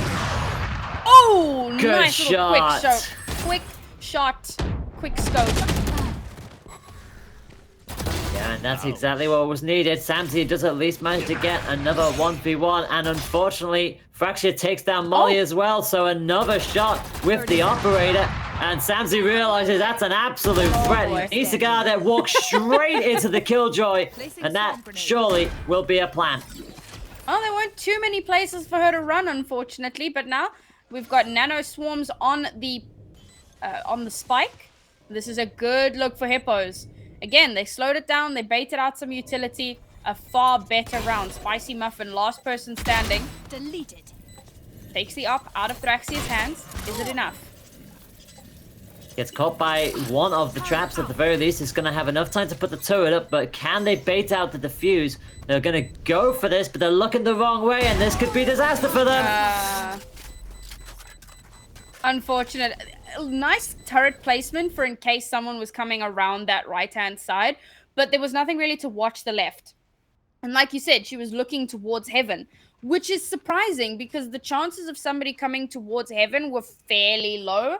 I suppose it's possible someone may have wrapped around in the post plant, and that's what makes it so difficult when you know there's only 2 players left alive, because you're not 100% sure where they will have gone and which direction they're going to be coming from. Another good round for Hippos. They did use some ults there. They still have the Empress, the Lockdown, and the Res available. But Exile still have all of their ultimates as well.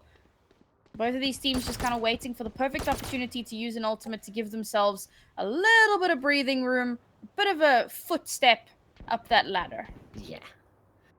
And crucially, they were able to pick up that operator before the point went into the next one. So Jet does not lose that operator as a result. So keeping as much utility and as much of an advantage as they can to try to draw this deficit back. They're certainly trying to find their footing here, Hippos, but Faint is going to be going down through the sewers. Now, Spicy Muffin is waiting on A, has got both sites covered for the time being, and Lissu all the way up again, planting a few more stars, and it looks like everybody is over at A at the moment, so this is going to go.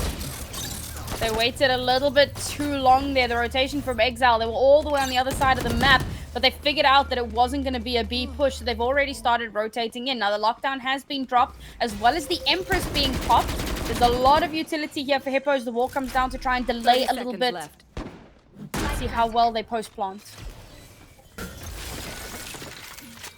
Go up, going down, and Silly again just has to wait it out. Fraxia does get the shot with the operator, so none of that, and the showstopper straight onto Fraxia. That's the op taken out, and Faint goes down as well.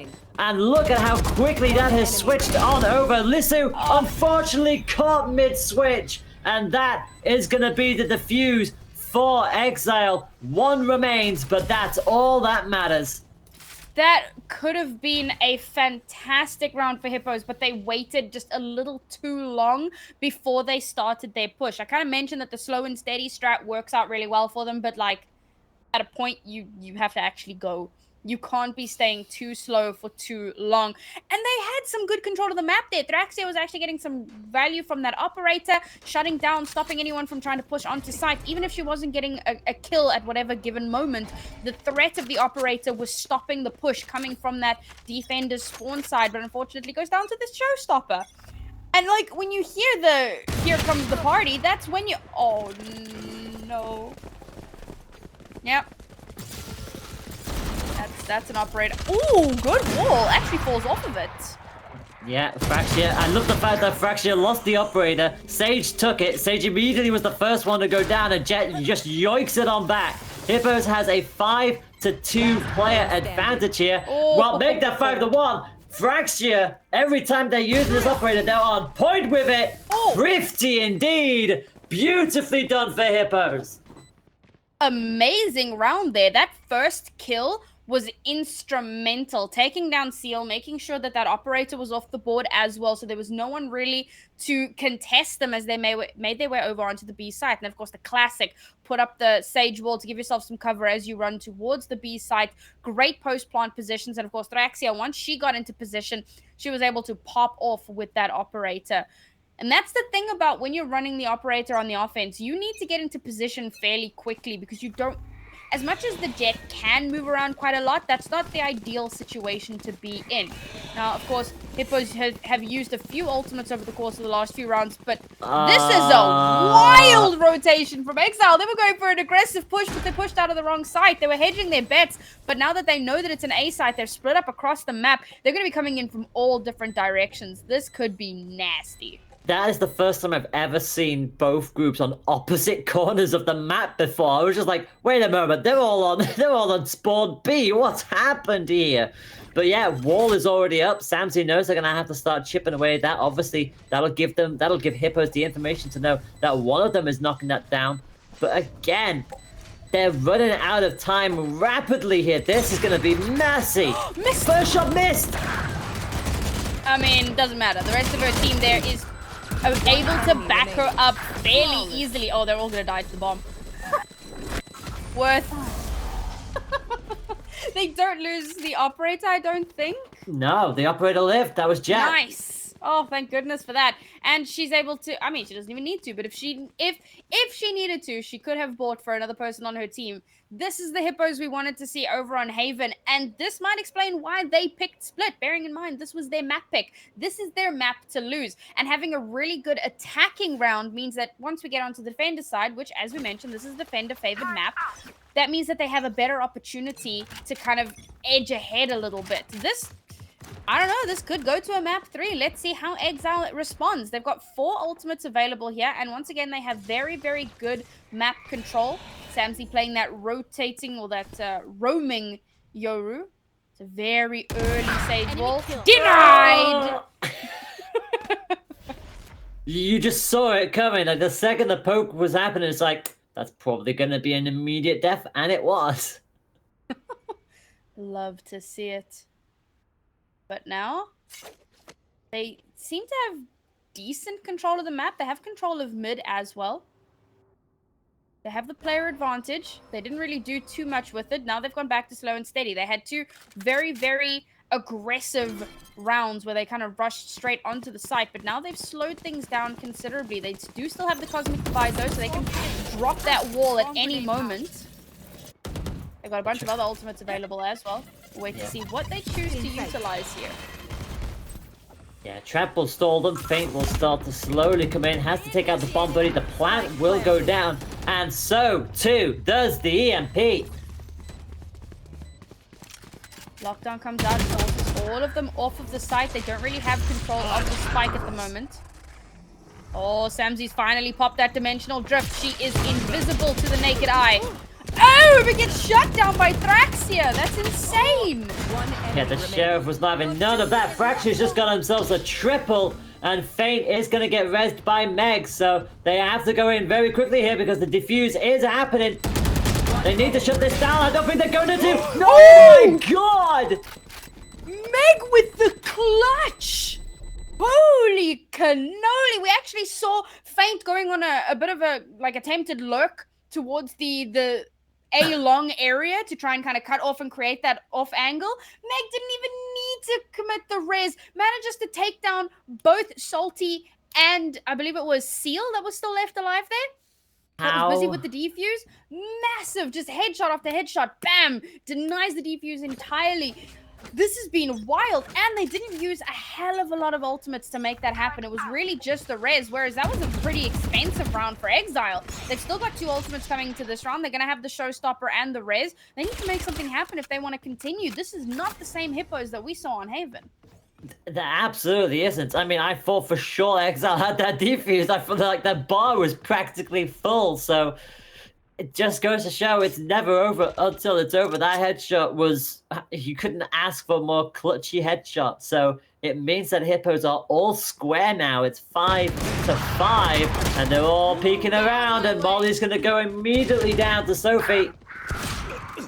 Oh, nice shot there. Great for Thraxia to have that backup because she did miss that first off shot, but there was some great follow-up there.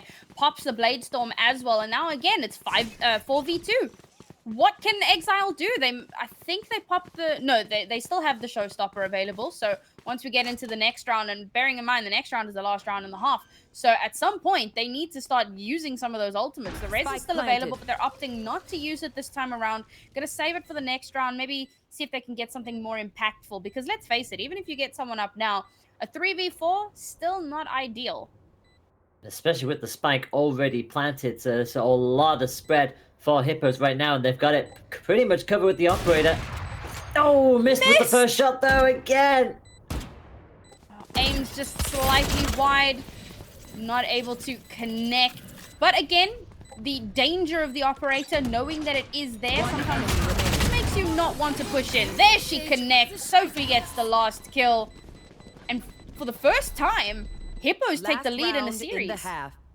Yeah, they have the lead. But let's see if they can enter the second half with the lead, or if it's going to be a 6-6 scoreline. And pretty much all of the tournaments that I've casted in so far, if the first half ends 6-6, there's a high chance it's going to overtime. So Fracture with that operator has been on fire so far. Even despite missing the odd shot here and there, they are crucially getting the kills where they need to most. Obviously, Molly and Samsy are doing amazing with the Raze and the Yoha respectively, but crucially, hippos are on. They're definitely like you say, a different team almost as the one that we saw, especially in the first half of the first point. Yep. Oh, now that's interesting. The Sage wall is up, but the Sage is not on top of the wall. That's something you don't see too often, as Seal is going to fall all the way back into spawn. Finally, Exile are starting to show hippos a little bit of the respect that I think they've earned for themselves, particularly on this map. We still have the operator available as we see. Oh, Meg, that's ballsy. She's all the way over on the A site lurking. Doesn't manage to get any information there, as once again, we see hippos kind of default back to their slow and steady style. But this time, like I said, Exile showing that respect, not wasting too much utility. The wall had come out. And he used the slow orb as well. But of course, that gives away the information that, okay, the Sage is still in mid. Maybe there's going to be a rotation. Do they know that B is basically empty? This is such a good read. Oopsie. First operator shot not going to fire, and for the second one finally does though, and Muffin is going to hit the deck right away. Incredibly dangerous. No players detained with that naturally, but the spike is down. A lot of damage on the side of hippos. So let us see if Exile can at least get any purchase with this. The operator looking for at least one poke, and Fractia knows full well it can absolutely change it if they do decide to jump on up there. But so far, they're holding him off. Can't quite find the shot, but that's a showstopper. Oh, Lucy was on a bit of an adventure there towards the A side. He got taken down, but it doesn't matter because Thraxia is doing so much work here. And of course, backed up by Meg, who has been a shining star for her team. Meg was not this Switching standout sides. over on Haven. I don't know, maybe her monitor was turned off for Haven, but she has severely showed up here on Split. She's doing so much. She's almost toe-to-toe with her Jet in Thraxia.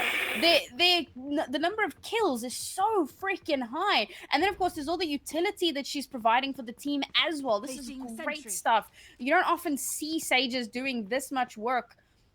7-5 half for Hippos. Insane. Unexpected.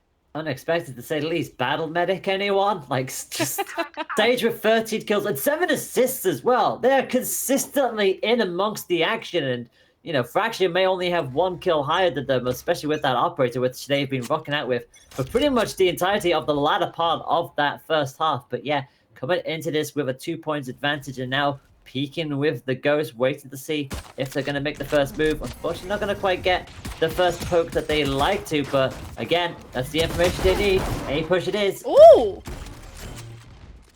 Nice kill there through the jet smoke from Thraxia. Numbers advantage, but she's being pushed in on. That's massive! Yeah, that's a lot of damage as well, and Sage thinking about going for that plant feint, trying to get something. Unfortunately, caught on the reload, gets the headshot at the very least on Samsey, but again, Silly is at least going to be able to hold them off 2 versus 2 with the spike down. No! Standing. Lisa, she wins! I didn't think she checked the corner, but she manages to turn around and get that kill off. Now it's a 2v1 situation as they're going to kind of enemy pincer in remaining. here. Oh, Seal gets that kill. Oh, can't get the 4th. Shut down. Great work there from Lisu. That was so dangerous. As she came around the corner there, it looked on my screen, we like swapped POVs at the very last second, so I didn't think that she had checked that corner, but she does. She turns at the last second and gets that kill, and that's pivotal, because if she loses there, then that's where Hippos lose the round. So that was a really, really good round for Hippos. Good map control as well. They've managed to take the very first pistol round in the second half. They're at a 3-point lead. Exile. I mean, look at the streak that they've been on. What's that? A 6-round win streak? Yeah. That's insane. Exile just have no idea what has happened. I'm somewhat flabbergasted as well. This has been a really, really impressive round from Hippos. But how do Exile turn this around? Now, they're full stacking the A site. They've got a couple of guns here. They've actually chosen to force buy this round, which is very surprising, because if they lose, then they're in quite a lot of danger in the next round. Yeah, it's a go big or go home moment for sure. Actually takes out the bomb buddy and he quickly rotates back to reload as well. Trying to make sure that Exiles are not getting as much information as possible with their utility. Again, Fracture just looking around for the time being. And it looks like, again, Hippos are still relatively spread out, so they're not fully convinced that the A push is happening, despite the fact that literally all of Exile are there. And Samsey gets taken out by Meg first. Oh, it does get traded out, though, as we see Exile kind of opting for Hippos' slow and steady play style here. But is it going to net the same results? They're pushing hard and fast onto A now that they've actually decided to push on. But look at this rotate here from Hippos, from Thraxia. She's pushed all the way around down the long. No! Molly does not check. No one is watching her 6. I suppose that's her 3 o'clock, whatever. And that's going to be the numbers advantage again for Hippos here. And Silly can't get the first poke on Fraxia either, so Fraxia gets away with that. Sage comes walking on in. There's a lot of spraying happening here, but crucially, it's Hippos with the numbers advantage and another point on their side of the board. It's 9-5 in the second game to Hippos, and I still cannot believe, like, you look at the first game. They conceded 2 points, got 1 point. Conceded 3 points, got 1 point. Conceded 4 points, got 1 point. Now look at them. They've won 7 in a row. All right. How has this happened? Hands up in the chat. Who expected this for map 2? I'll tell you something. My hand ain't up. This has been amazing. But now this is where that buy round for Exile is so pivotal, because they're forced to save here. And that means that they're coming up against the Hippos, who are able to buy some smaller guns. It's a little bit of a bonus round, kind of, sort of, because they did lose a couple of players in that previous round. So the guns are actually fairly similar here. So Exile did really good to make sure that they shut down as many of Hippos' players as possible. I think Hippos still have a little bit of a gun advantage. They've got the advantage of being on the defense, and the advantage of a massive win streak, and the advantage of Feint Go Burr. apparently. Yeah, Feint gets the first blood once more, so again, giving Hippos the player advantage. Spike has not been picked up, it's just been left in the corner, bottom left for the time being, as everybody just tries to figure out what kind of information they have. Fracture, another kill on the board. It's Silly who goes down this time around. Molly trying to get some utility, gets the shot with the Sheriff at least, but it's a 4-2 advantage for Hippos, and unfortunately for Yorick, they are very much hurt with no way of healing. Now I start to see kind of the detriment of this weird and wonky composition from Exile, because I wasn't expecting this kind of a composition. And while I see its merit, 30 I think seconds that left. Hippos just kind of have a superior composition, particularly for shutting down the map where possible. I mean, there's a reason we don't see a lot of Yoru in competitive play. Just doesn't really stack up to the rest of the agents available. Now we're going to see the fake out going through towards the A site. No one's really falling for it. Ooh, he teleports as well. To no avail. Yep. Meg and Feint with 2 Sheriffs combined just sees that point out in the end. They are the first to be in double digits. It's an 8-point streak now for Hippos. And if you're Exile, what do you do in this situation now? Well, that's the thing. So the thing about the Yoru, I was kind of getting to it, but they didn't give me a chance. When the fake out comes through, you kind of, you know, okay, they have a Yoru. So you're a little wary of it, but you're kind of expecting it. So now for Exile, they need to utilize that utility a little bit better. We saw some fantastic work from them over on Haven. Oh my goodness, Hippos! Feint going in so aggressive with their axe. I don't even have a chance to like answer your question because Hippos are like, all right, we're going in deep. It's time. Oh, both knives! Oh, that could have been massive if she'd shut down the spike there, but wasn't able to. But can Feint back it up? Yes, the spike is down all the way in the attacker's spawn. Oh no, this is terrible for Exile because how do they regain control of the spike? Now, this is a very spicy position to be in for Feint because, of course, at least one person moving in. Okay, manages to get Samzy down to 2 HP. Oh, and he sends a flash as well. Can the rest of her team get there to help back her up as she maintains control of the spike? She does still have the Empress, though, which could be massive if she chooses to activate it. Unfortunately, everybody is coming on up now, and unfortunately, it's enough of a distraction for Samzy to get that finishing touch. So, suddenly, they have the spike back. It's a 3-2 advantage. I mean, yes, Yora is essentially a breath away from being taken out here, but crucially, Exile have a chance to maybe get something out of this round. That pincer was so good, but it is a 2v1 here, and with Lisu going down, it's just Meg left alive. Oh, can she actually make something happen here? I doubt it. Yeah. The turret's up as well, and that is going to be it. Samzy gets the triple on the board officially, and Exile end the Hippo streak at last, 10-6. But yeah, look at the damage already done. Fracture's like, all right, we lost that point, but it's okay. I got my operator back. Oh, yeah. I think the aggression there, I actually really enjoyed it from Hippos because sometimes you can get a ton of value out of that. But unfortunately, with Spike going down all the way in the defender's spawn and the desire to defend it and the knowledge that you're getting pressed in on from both sides and your team taking too long to get to you, it was like a whole sequence of events that just ended up in, well, I guess we lose this round. And it was a very important round for Exile as well. They're coming into this next round with a couple of ultimates.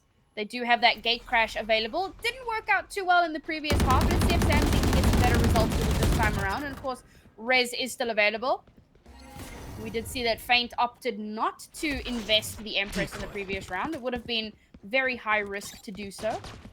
But it's still available now. So can she get some value out of it this time? So find out.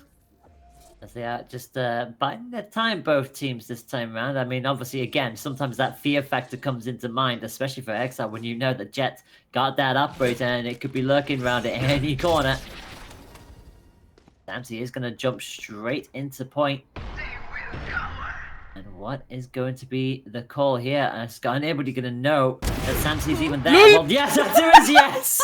What a wrong place, wrong time, my friend. Oh my goodness, and like the op was so scoped in, you see the gun come around the corner. That was hilarious.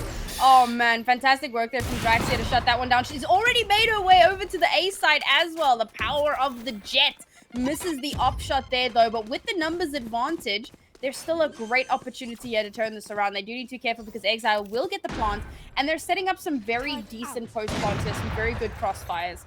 And now they know where the op is. Molly getting a lot of spray. Ooh. Finally gets it. Salty gets the up down as well. Feint and Sophie will at least get on the board as well to keep the advantage. Feint trades. It's just the Killjoy left. And unfortunately, they are going to go down this time round. They'll wait for the trap to hop on down. Will they have enough time to pick up that operator, I wonder? Yes, they will. Good communication. Immediately stolen out the defuse so they can pick up the op and now get the rest of the defuse. That is what you like to see for teamwork. Very, very good round once again for Hippos. Fantastic retake. That's slow and steady. Wait till you get yourself a good position. Make sure you have some good crossfires available to you. And like you said, good communication, particularly towards the end there to make sure that they can get that operator. Because if they hadn't picked it up, they wouldn't have been able to afford it. Thraxia is not even able to buy full armor. But they do know that it's an anti-eco, so they're not going to be too concerned about that coming into this next round. Exile are in a very, very dangerous position. I'm glad to see, well, they're kind of forced to save, but it's also good that they're saving because if they lose this round, they're on match point. So they're going to want to have some guns available to them to make sure that they can actually try and make something happen in that next round. At least you're just waiting for the poke. Unfortunately, doesn't get the first hit that they'd like to. We'll drop at least another star down. So again, gives the information back to Hippos to say, okay, Exile are pretty much all here. And again, more smokes going on up. So will Exile continue with this? It looks like they will. They'll pop all the way in with the showstopper. Will they get any purchase with it? Well, I don't think they fired it just yet. And if they have fired it, they certainly got nothing with it. Sage gets the res on Samsy. So everybody is back up where they need to be. Meg goes down. Feint manages to get Muffin out of the equation. It's a 4-on-3 with the spike up. And the op trying to fire through the boxes. Doesn't actually connect though. They've managed to make their way all the way over onto site. Need to be careful. Oh, nice headshot there. Molly's the last one left alive, but all she has to her name is a sheriff. Oh, this has actually been a fairly good eco round for Exile because like they were able to take down 2 players and Hippos were already looking a little bit shaky at the end of that last round, but having won out that round, they are able to buy up as much as they want. It's match point. Hippos have 4 ultimates online. Exile able to full buy up, very far away from the ultimates that they don't have, so there's no way they get those ultimates in this round. So all they're going to have is the Dimensional Drift and the Lockdown. The Lockdown could be really helpful in actually getting that plant. The Dimensional Drift, not too sure how they're going to be able to use that one. This could be, I called it like 18 rounds ago, but this could be taking us to map 3. It could very well do, and with Thraxia just waiting there as well with the up, the smoke is going to go down. They have to immediately get the heck out of there. They just about get away with that, almost take it down, and the ult is going to be dropped as well. A lot of aggression from Exile, and finally they take the ult out of the equation. To look at the crisscross, both sides opted to deploy their EMPs.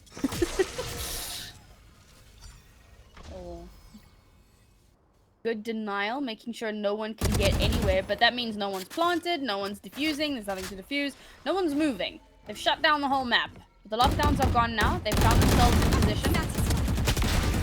That's... Oh, Meg again! Oh, no. No! The second you go to praise Meg with a double, unfortunately caught with the reload, bomb buddy out, and unfortunately it cannot be taken down in time. So 3v3 situation. Killjoy on Exile side is very much hurt though, so could be a liability. But again, we all know that it always comes down to that consistent firing spree. And Exile know full well they cannot afford to concede this point now. But they've got to get a move on here. There's only 20 seconds left and the spike is still near A. They've got to get a move on here. Hippos all the way towards B. They thought that there'd been a rotation, but surprise, surprise, 10 seconds they're left. still at the A site. Now the rotation is going to come back in here, but is Molly able to make something happen? A Spike nice little planted. pick off there. Brings it to the 3v2 in favor of Exile.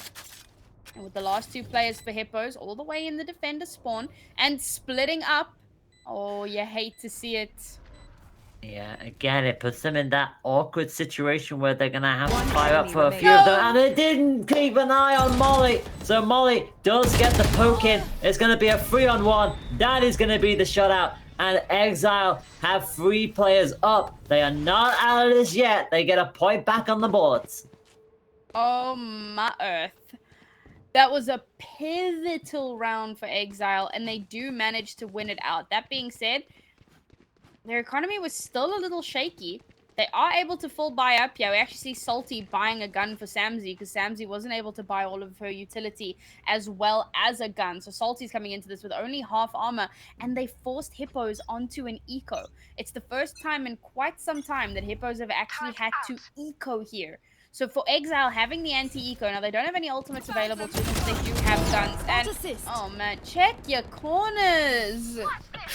Yeah, Fang went running straight on in there, and they've already lost 2. Lisa has gone down as well. Like you said, it is an eco round, so it's damage limitation. Sophie at least gets a kill on the board, but again, Silly is on hand to at least take them out of the equation. 4-2 advantage. Surely this will be a plant on B.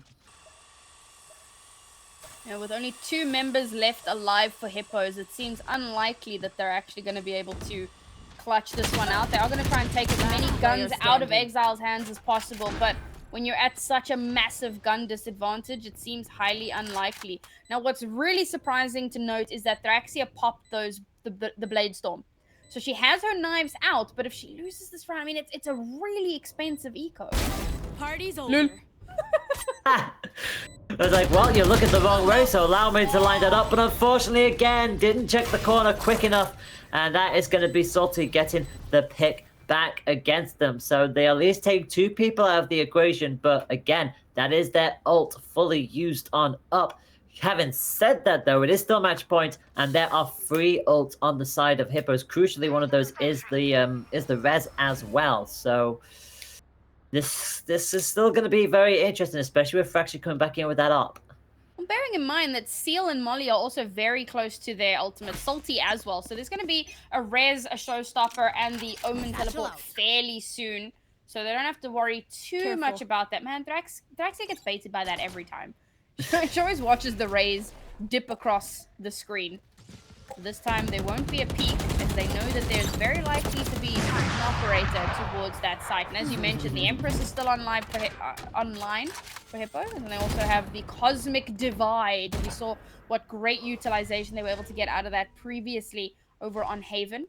Can they continue that trend? Of course, perpetual match point here. If Hippos win this round, then they do take us to a map 3.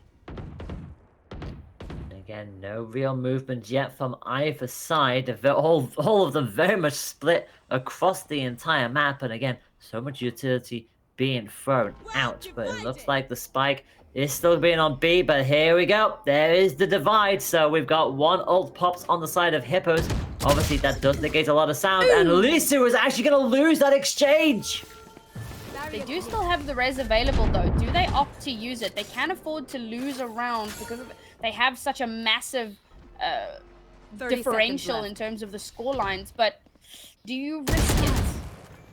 Yeah, no more risk. Yeah, no more risk at all. And Feint is at least going to get 1 back, but is immediately going to get rinsed down by the pair of them. Fraxia and Killjoy is all that's left. The operator gets 1, immediately dashes on up. Will they get anything else? The answer is no, because guess who's up on the high ground? It's Samzy with a double, and that is going to be another point back for Exile. 9-12 here on game 2, and well, Exile have all the pressure on them, but they are doing perfectly well so far.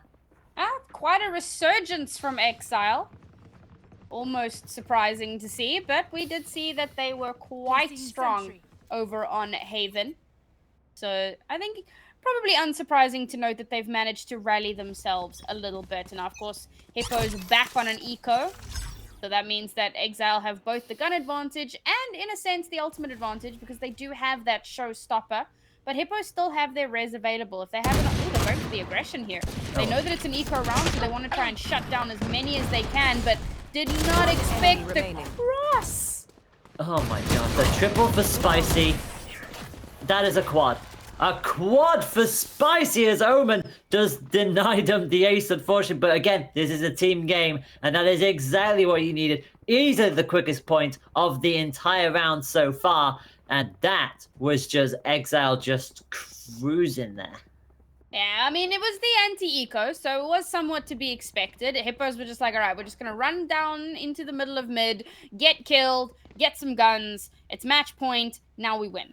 That's the idea, at any rate. We'll see if they can actually back that up.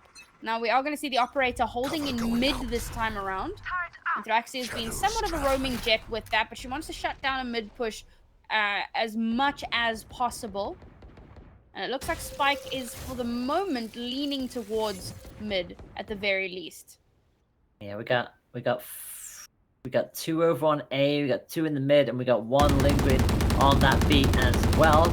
Wall is finally starting to be breaking up, but again, all that's telling you is that basically your wall is going down in mid. That doesn't tell you if the push is actually going to be happening there or not, especially with everybody very much still spread out across the entire map, and it looks like we are rotating back towards A. Oh, nice big slow AWP over in the mid side. Stop any aggressive pushes. You should run. Finally, we do see that Empress come online as well, followed by a lockdown. So that's going to somewhat give away that the push is happening on the A site. So everyone's going to start that rotation very quickly on, but it's a fake. Yep, it's a diversion as they all start going back towards B. There's 1 over there, and I think 30 seconds Hippos very quickly realized that's exactly Lissu! what's happening. Down, And mid. Lissu gets a double, and guess where the spike is now? On its own. Fraxi gets the up shot. Can they get a second? Not quite, but that is still a massive advantage for Hippos here. That was huge for Lissu getting those wins. The showstopper's going to come out. 10 seconds left. Lissu gets her so low, but isn't able to clutch that one out, and the time is ticking down. They're not going to have enough time to plant. No, That's they it. won't. That's it. That's going to be it over. All said Oh my and done. goodness. There's nothing else that can happen there. Hippos take that point. It was very close towards the end there, but it's 13-10 for Hippos. That was massively unexpected from Hippos, given what we saw on Haven. I mean, on Haven, they got 3 points in the first half and 3 points in the second half.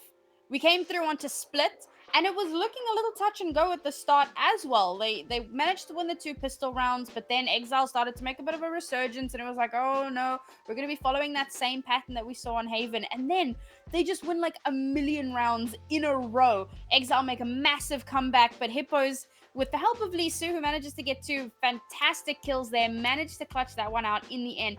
I am so looking forward to our 3rd map because I have no idea what's going to happen.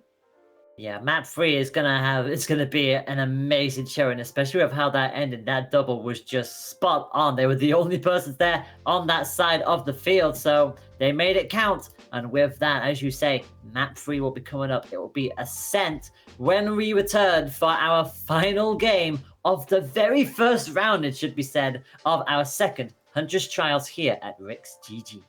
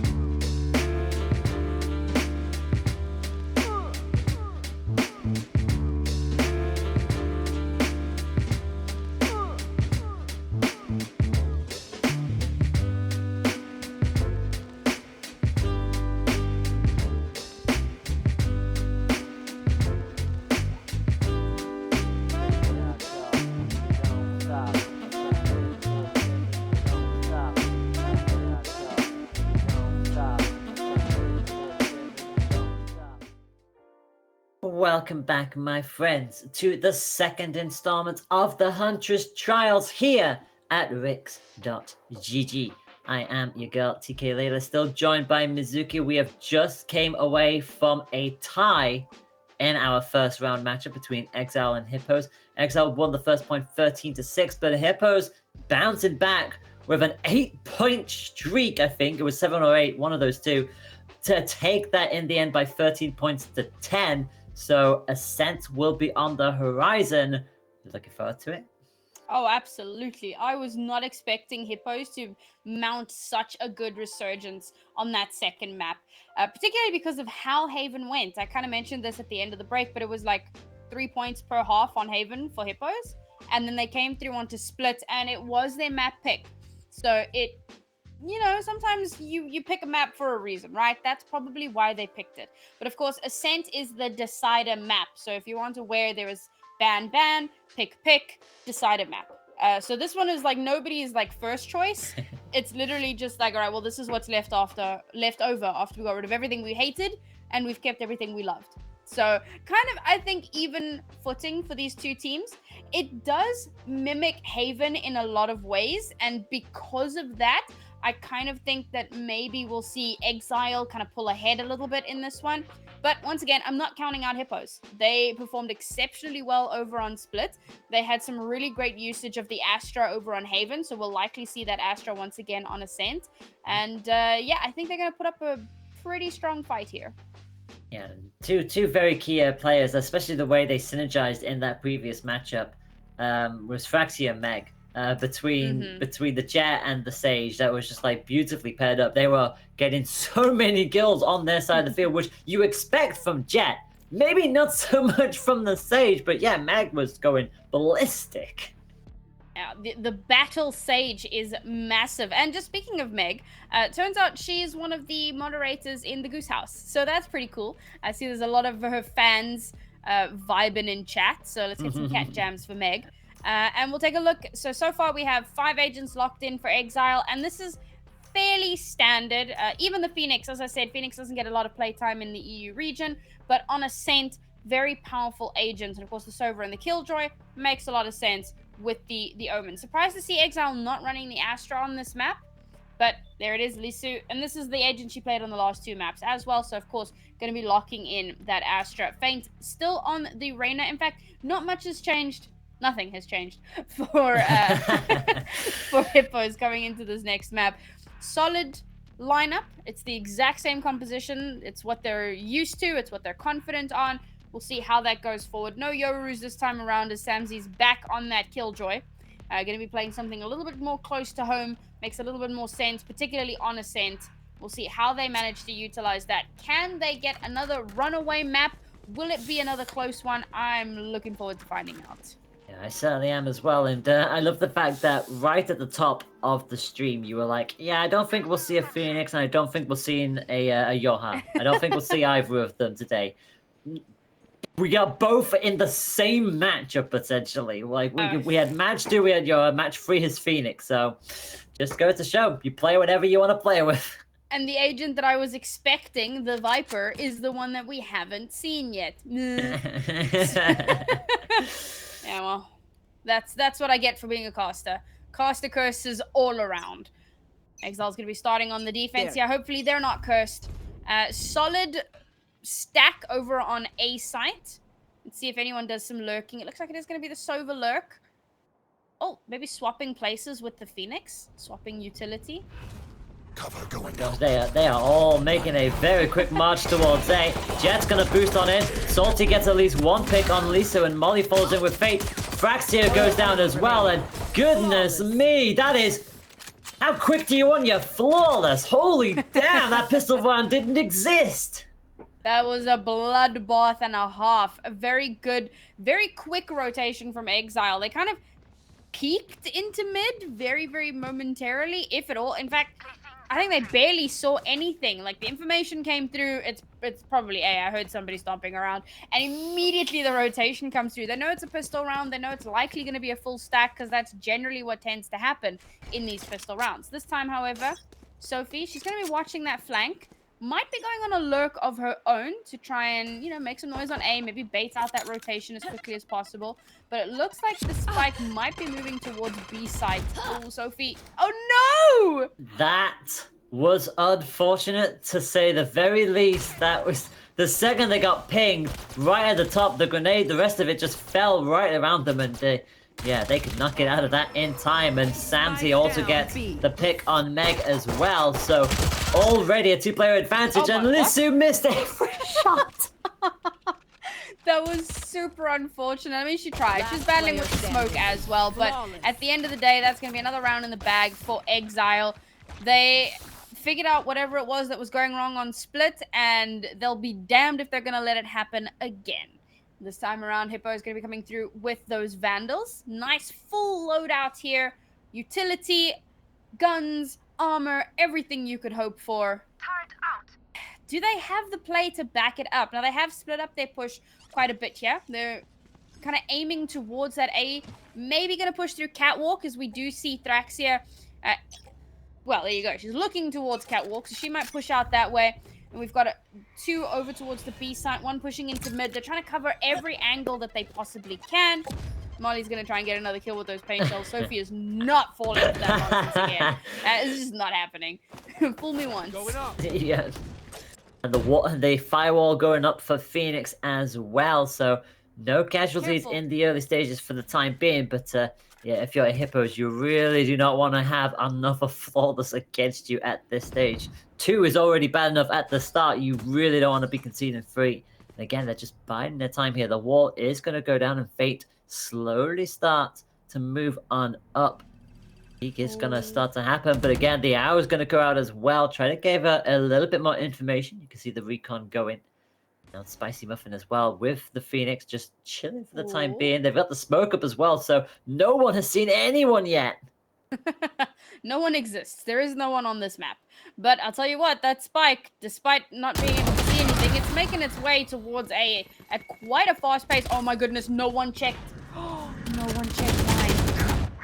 30 Oh, that's going to be such a good lurk from Molly. All she needs to do is peek out here. She should be able to get a kill. Uh-oh. Denied. Spike down A. Yeah, it was always going to happen. With the Sage dropping on down, I thought they initially missed their chance to do so when the first shot didn't land, but the rest of it did. But Lissu with a triple, going to take out Silly and Samsy, so it is actually just Molly left, who is going to get taken down by Thraxia. No flawless this time, no point this time. Hippos right back at them, and finally on the board. Well, who needs to check wine? You know, just rush through. If she peeks out, we'll kill her. No big deal. Really good play there from Lissu. And like you said, managing to get that 3K, massive, massive work. Now, what really worked in Hippo's favor there is, of course, the gun advantage. We had Exile on the bonus round. Hippos were able to buy up. Now, again, Hippos have held on to most of their guns. They do have 2 players that need to buy that unfortunately died in the previous round. But Exile are going to match them with rifles. So it is fairly evenly matched in that regard. And again, a very nice little split default as Spike seems to be moving its way towards mid once again. And it's just Sophie alone on A. And you can see how, like, hesitant she is to push through, expecting those paint shells. Doesn't realize it's not going to be coming this time around. But I like this play from Hippos. Again, they're going for that slow and steady. And that's what I said previously. It's what works way better for them. Oh, Spike's going to be moving towards B this time around. Make a little bit of noise towards A mid, bait out a rotation potentially. And instead, Spike makes its way towards B. And the puddle up as well. And again, just biding their time here. They know full well that there's probably going to be somebody poking, and actually they're allowing the rest of their team to finally start to rotate back onto their side of the field. So the blind comes up, Fracture immediately gets caught on the back foot. Nothing that they can do about that, I'm afraid, this time round. Lissu already though underneath, but unfortunately losing out that position straight away. Samsy and Muffin both get themselves on the board. 4-2 advantage, but crucially Hippos are going to go for the plant. Headshot onto Samsy, and somehow Meg gets away with it. Yeah, it's a 1v3 though. Does get the plant, so they'll at least get the bonus credits for that, but I don't know. Oh, and of course the drone spots her out. They know exactly where she is. Oh, both of those are so low, but Oh, Salty coming around the back, shuts her down. She almost sprayed down those last two players, but unfortunately just was not able to clutch it out. Another great round from Exile.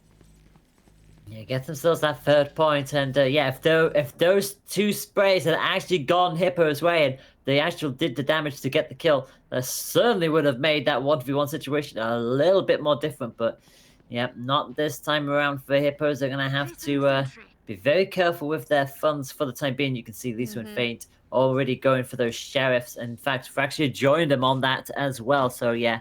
They're gonna do a little bit of saving here, knowing full well that Exile will have the money to get them rifles.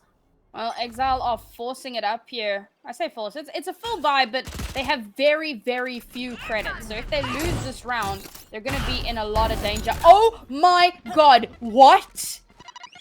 So Molly says, "I'll take the fight to you," and that's an absolute double with the showstopper. And well, Hippos will be like, on one hand, okay, we didn't really buy too much anyway, we are saving. But on the other hand, you never want to start with a moment like that. And Salty gets themselves the free player advantage as well. In fact, Killjoy is incredibly hurt on Hippo side as well. So this really is damage limitations here. Oh man, yet another exceptionally unexpected turn of events. I can't really call it a turn of events. This, like you said, it was expected. It was a save round for Hippos. We weren't expecting them to do too much. Lucy tries to make something happen with the stars, but as she pokes out, that's going to be one dead Astra. And that's another point on the board for Exile. Looking a lot better than what we saw on Split. They're finally kind of getting back their groove, but Thraxia has picked up that operator once again. She is not having any of this, and she managed to get quite a lot done with that operator. Did miss a few shots over on Split, but there were some really, really clutch shots there that helped her team to secure quite a few rounds. So can she do that once again, knowing that Exile have also full bought here? They've got their 3-stack over towards A. This is kind of their default positioning. They're going to try and shut down this map as much as possible. A lot of utility over on the B side to help out that Killjoy. But Spike's moving towards A, potentially?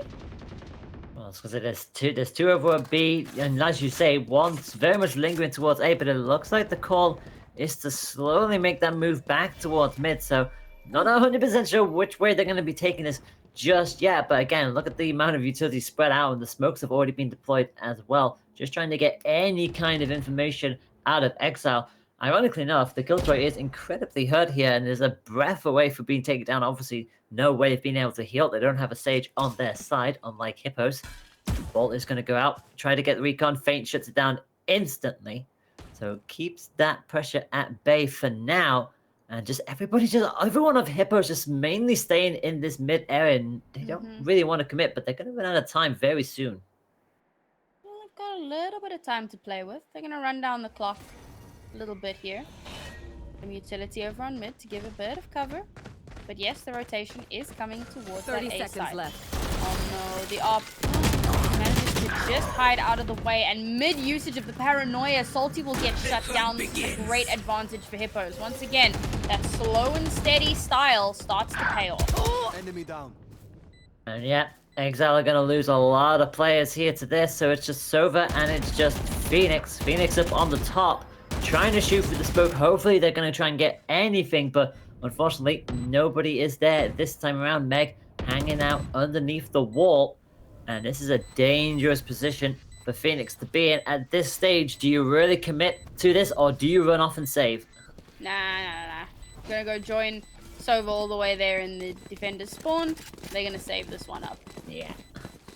It just makes the most sense, especially with the amount of utility that Hippos have on their side of the field. They'll keep their weaponry. They only lost one player in that entire exchange, so Exile will be at least happy they at least take 2 weapons away out of this exchange, but yeah, finally conceded another point. And Hippos, again, we saw signs of it in the previous game, where, you know, once they start to get the ball rolling, they're absolutely, you know, they can absolutely dominate on their own terms. And the second Fracture brings that upright out, it's that little extra intimidation. So the second you shut down a player like Fracture, it's like you take away that main bulk. Like, you know, you can at least go into these engagements and not worry too much about that one-shot potential. But yeah, it's still very hard to play around. Revealing area. I love how the overlays have slowly upgraded.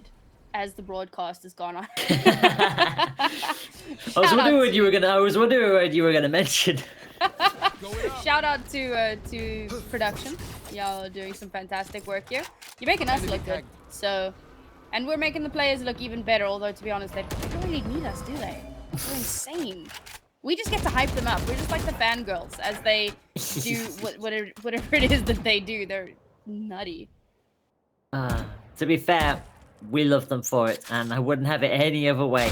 A spicy muffin gets a beautiful little shot from that peak, and that, guess what, takes the operator out of the equation. So that's exactly what Exile needed, and they need to at least make sure that nobody takes over that operator, and if they do, it's going to be one of their teammates as Meg begins the rotation all the way over to A. Bearing in mind they have the res. There it is. So operator's firmly back in Thraxia's hands, and not 30 seconds kind left. of committing to an A push. So they do still have one kind of watching that tree area. Dead! You were watching that tree area. You're not anymore. Oh no, they don't check their corners. Oh, this is the most painful thing to watch.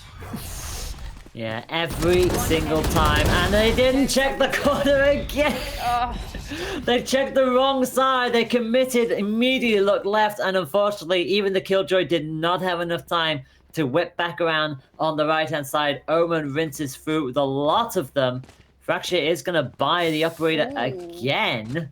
So very risky play here. They cannot be affording to have points. Oh, I was going to say, yeah, they quickly traded that back around. It looks like they are going to save up a little bit, try to have at least some money on the table for the next point.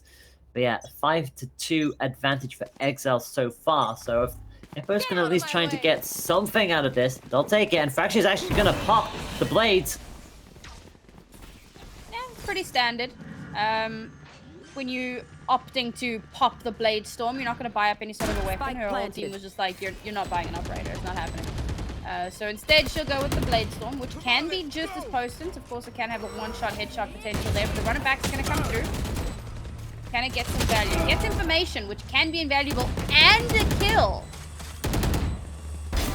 Fracture just waited, gets one knife, cannot get a second though. Salty gets themselves a triple, and it is just Lisu on the board. Sheriff misses the first shot, gets Phoenix, but unfortunately they are going to get taken out in the end by Samsi. That will be a defuse, and that will be a 6 point for Exile. Just as well they opted not to buy the operator. I think that would have gone fairly badly. But again, that was an eco round from Hippos. They weren't really expecting to get too much done there. They've put a teeny bit of a dent in the economy for Exile, but not a lot. You know, as much as Seal is sitting on only 600 credits, the rest of her team can buy for her at any given opportunity. So Hippos now able to full buy. This time Thraxia will have that operator on the board with a little bit of change to spare as well. So that's going to stead her well going into the next round. And it's a full stack on A this time. No lurks, no making noise somewhere else, no fakes, none of that nonsense. They're just going to stack and not super aggressive, but they're also not wasting time. Oh, there it is, the lockdown. You say not wasting time, they drop the EMP. Fracture gets the up shot, and Feint gets in on the score as well. Samsi finally gets the heck out of their trap intact as well. Obviously, that does concede it, but somehow they take Reyna out of the equation, so Feint is down. It's a 4-3. Make that a 4-2 because Fracture with that operator, when they need to most, they find their mark. You don't want to be peeking that, and it's down to the last two players here, and once again quite split up from each other. There's still an opportunity to try and swing on one another, but do you press this? Oh, they're gonna try and take some guns out of Hippo's hands. What? Excuse me? Did that just happen?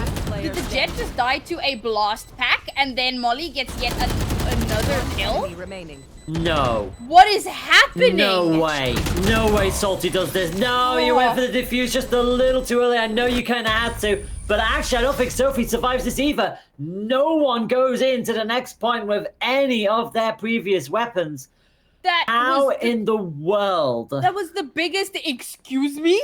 moment I have ever seen. How does the blast pack get to Thraxia? That's insane.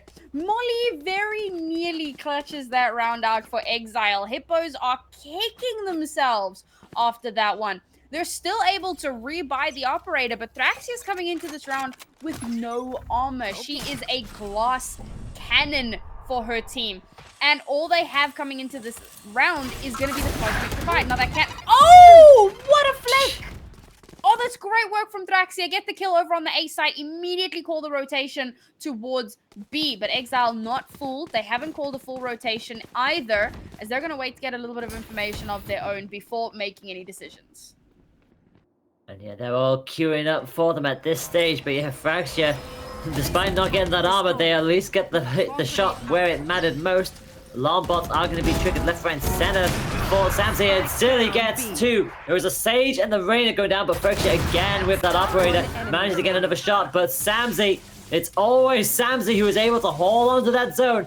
3-1 situation, and it is just Lisu with the door shut and an ice wall up. Unfortunately, it's highly unlikely that Lisu's going to clutch this one out in a 1v3. We've mentioned it before, it's very dangerous. And yep, gets immediately taken down by Samsey. Wasn't really going to work out there, unfortunately. Hippos, after kicking themselves in that previous round, they come into this next round just as shut down as before. And unfortunately now, once again, they're forced to save. And they're coming into full rifles. This is going to be another round where more than likely Exile are going to take it on top, especially because they have the showstopper, which, as we've seen, gets ridiculous value. I mean, we saw how aggressive they played it early on in this very matchup. They just immediately numed on in and got themselves a double. But it's a full-on hard push right into A. And Thraxia immediately in there will pop the blaze. Will probably try and get something out of this if they can. Quickly hopping on up. The ice wall goes up as well, so they're just going to have to linger there. Not enough of a gap for them to get through that. And with the spike down, they'll smoke off the door as well. And quickly hops on back the way they came. Good aggressive push, managing to get the spike down so quickly, particularly because, as we said, this is an eco round. And they have good post plants as well. There's an opportunity here to make something happen. They've managed to dodge the paint cells entirely, but Thraxia goes down with the Blade Storm out. Not a good start to this defense. One enemy remaining. No, not at all. And look at how everyone just dropped like flies. Silly got the triple, and that will be another defuse for them. So 8 points to 3. And so far, we've seen this pattern where Exile win 2 points, Hippos gets one back. 2 points, 1 point, 2 point, 1. Look at that. So you almost expect Hippos to at least go out swinging and at least get a 4th point. If Exile can stop this trend right here and now, it gives them a massive advantage going into second half. We'll see if they can actually make that one happen. Kind of interesting that they committed the showstopper as well. Bit of an expensive anti-eco. And coming into the next round, all they have available to them is the lockdown. They've used every other ultimate that they had available. And Hippos have quite a few ults here to try and work with. They've got the Cosmic Divide, which has worked wonders for them in the past. Immediately going to see the... No! Thraxia gets shut down as she touches the point. Yeah, not where you want to be, and they've got to keep the Sage up, because if the Sage goes down, that's all of their ults gone! It's just the Killjoy left! Oh, what a fantastic crossfire there, Sophie, the last lady left alive on her team. Now, I kind of mentioned how worst case scenario, you want to be going into the next round with at least 4 points. Unfortunately for Hippos, for the second time, they're not able to make that one happen. Now on Haven, they came into the second round. They were able to win the first 2 pistol rounds and try to even it out a little bit. But those were just about the last rounds they were able to get in that second half. Now this time around, slightly better off than they were on Haven. But is it going to make too much of a difference? They're buying up Ghosts, which is what we saw them do previously as well. A little bit of armor here. Now, previously, they would have full Ghosts, and they would just have Meg buy a little bit of armor. This time around, they're also giving a little bit of armor to Sophie, who has been doing a lot of work for the team. But, I mean, the difference in kills... I think the top on Exile has 10 more kills than the top on Hippos. It's night and day. This... I don't know what happened between Split and the Saint, but Hippos have really, really been struggling. They need to try and make something happen here. It's their last chance to loon if they want to stay in this tournament. Yeah, they've got it all to do in this second half. Trap is going to go out and just stall this push for the time being, but it's not going to completely stop it. Looks like A is going to be where we will be heading in our second and final pistol round of round 1. Lisu again just going to poke out, tries to get a headshot, actually doesn't really get any, well, does get molly, but gets taken down by Samsey almost immediately, so 1-for-1 exchange there. Fate now on the point, unfortunately, again, does damage, but can't get the kill that they were looking for, and that is a 3-on-1 situation that Sophie now found herself in. Unfortunately, 3v1, we've said it a few times, but you don't really clutch that one out. Playing a little bit of ring around the rosy here. Sophie hasn't realized there's someone coming up behind her. She does know that Cecile is right in front of her. Oh, no. She doesn't know. I was the smarter one. Well, that's that. Yeah. First pistol round for Exile.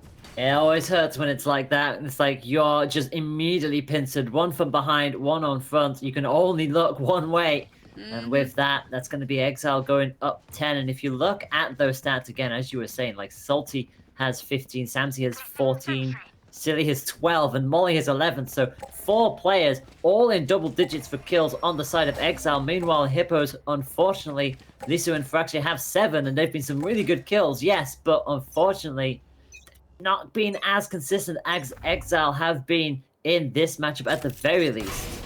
Unfortunately, they didn't. So, like I said, on Haven, they managed to win the 2 pistol rounds in the second half. This time around, looks like that won't be the case. Exile have managed to upgrade slightly, so they do have that gun advantage. And if they win here, again, they're 2 points off from winning. 1 point from match. Sorry, bro. Not a good position to be in for Hippos, particularly because they've already lost their whole team.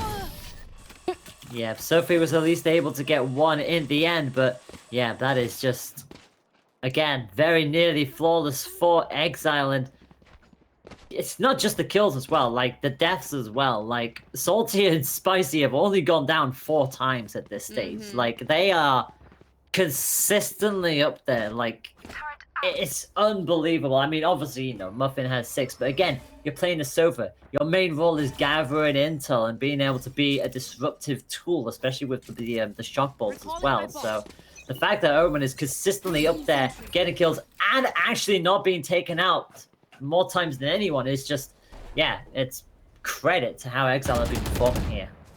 A lot of that Killjoy utility over on the A side, once again, to be expected.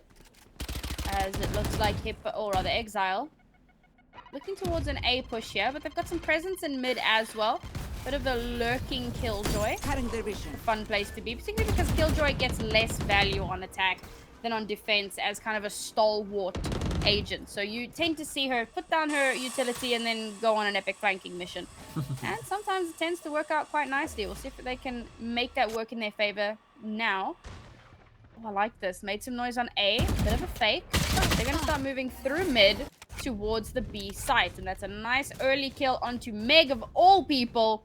With Meg out of the picture, Hippos, a bit of a dire situation. See ya. I mean, you say that, but we've seen how Fraxia has been with her shots so far. And again, managed to get one back. Fame gets it on Salty as well. But finally, Samsey gets at least one of their own and quickly brings that back into their favor. So it's a 2v2 situation. Make that a 2v1 as Lisu is the only one left now. Sophie mid reload. That's never a good position to be in when someone swings around the corner on you. And poor Lisu 1 enemy remaining. manages to get 1. The 1v1. It's definitely doable. She's elephanting it up a little bit here. Very loud footsteps. Not really checking where she needs to. Trying to check every single angle. What can you do in that situation? Match point. Unfortunately, this did not go their way at all. Like, and that all started from the initial exchange as well. Like, you saw Meg immediately try to immediately fire on somebody who was just walking through the archway. No sooner had they fired that first shot and missed, their teammate just immediately came on the other side and was just like, well, you've given your placement away, and I am not going to miss my shot. So, unfortunate predicament. The 1v1 just didn't quite go their way, and now, well, they've got a mountain to climb if they want to bring this back. Yep, perpetual match point. So Axia has opted to grab the Marshall once again. That is a bad start. Your fault. Oh, gets the Joke's headshot over. kill. That's You're dead. massive. Yeah, that's what they needed. And the run it back on Phoenix means that at least we'll at least know that that ult is out the way with now. But again, that also gives Exile the information to go, okay, keep an eye on that shed. There might be somebody still lingering in there. And they've called for a bit of a rotate. They've actually just pulled out. So they haven't rotated. Oh no, and Draxia's gone all the way over to the A site. That's dangerous. They don't have any ultimates left. It is evenly numbered, but... Oh, she might be... She is. She's going on a bit of a flank. Oh, now, no. for this to succeed, they have to wait for her to get into position. And as it stands, it looks like this is going to be a rush from Exile. Yeah, it's a 3-on-2 situation. They've got a player advantage. Bomb Buddy goes out. So again, it immediately lets people know that, okay, Sophie should be around there. So, well, I say Sophie, one of them will be around there somewhere. But that is going to be a push onto 30 B. seconds Nobody left. else is going to be able to stop that at this stage. So Sophie will make it through. And obviously the ult for the blades, they are out from Fracture. Player All of the standing. knives missed! Oh, None of the knives are hit for them, so it's a 3-on-1 situation. It is just Sophie on their lonesome. Gets one hit at the very least, so they've got 10 armor and 93 health. Not much time left, and 2 full bodies to rinse on through. At the speed, this is going to be an amazing feat in and of itself, but again, looked the wrong way. They turned back around and went straight into the line of fire. It's 13-3 for Exile, who wins the first matchup by 2 points to 1 in the end. Oh man, that was even more dominant than what we saw on Haven. Clearly, you know, they chose, Hippos chose to go to Split for a reason. That was their map to lose, and it was the one that they managed to come out on top with. But as soon as we swapped over back onto Ascent, I said it was very similar to Haven, and we saw very similar results to what we'd seen on Haven. But this was to be expected. Exile, who at the time were a team name under construction, we've said it a few times, they came second in the previous Huntress trials, so kind of figured that they'd be doing really, really well here, and if they'd gone out this earlier, it would have been a massive, massive surprise. So, like you said, they do win out, and they're going to be moving on up in our bracket.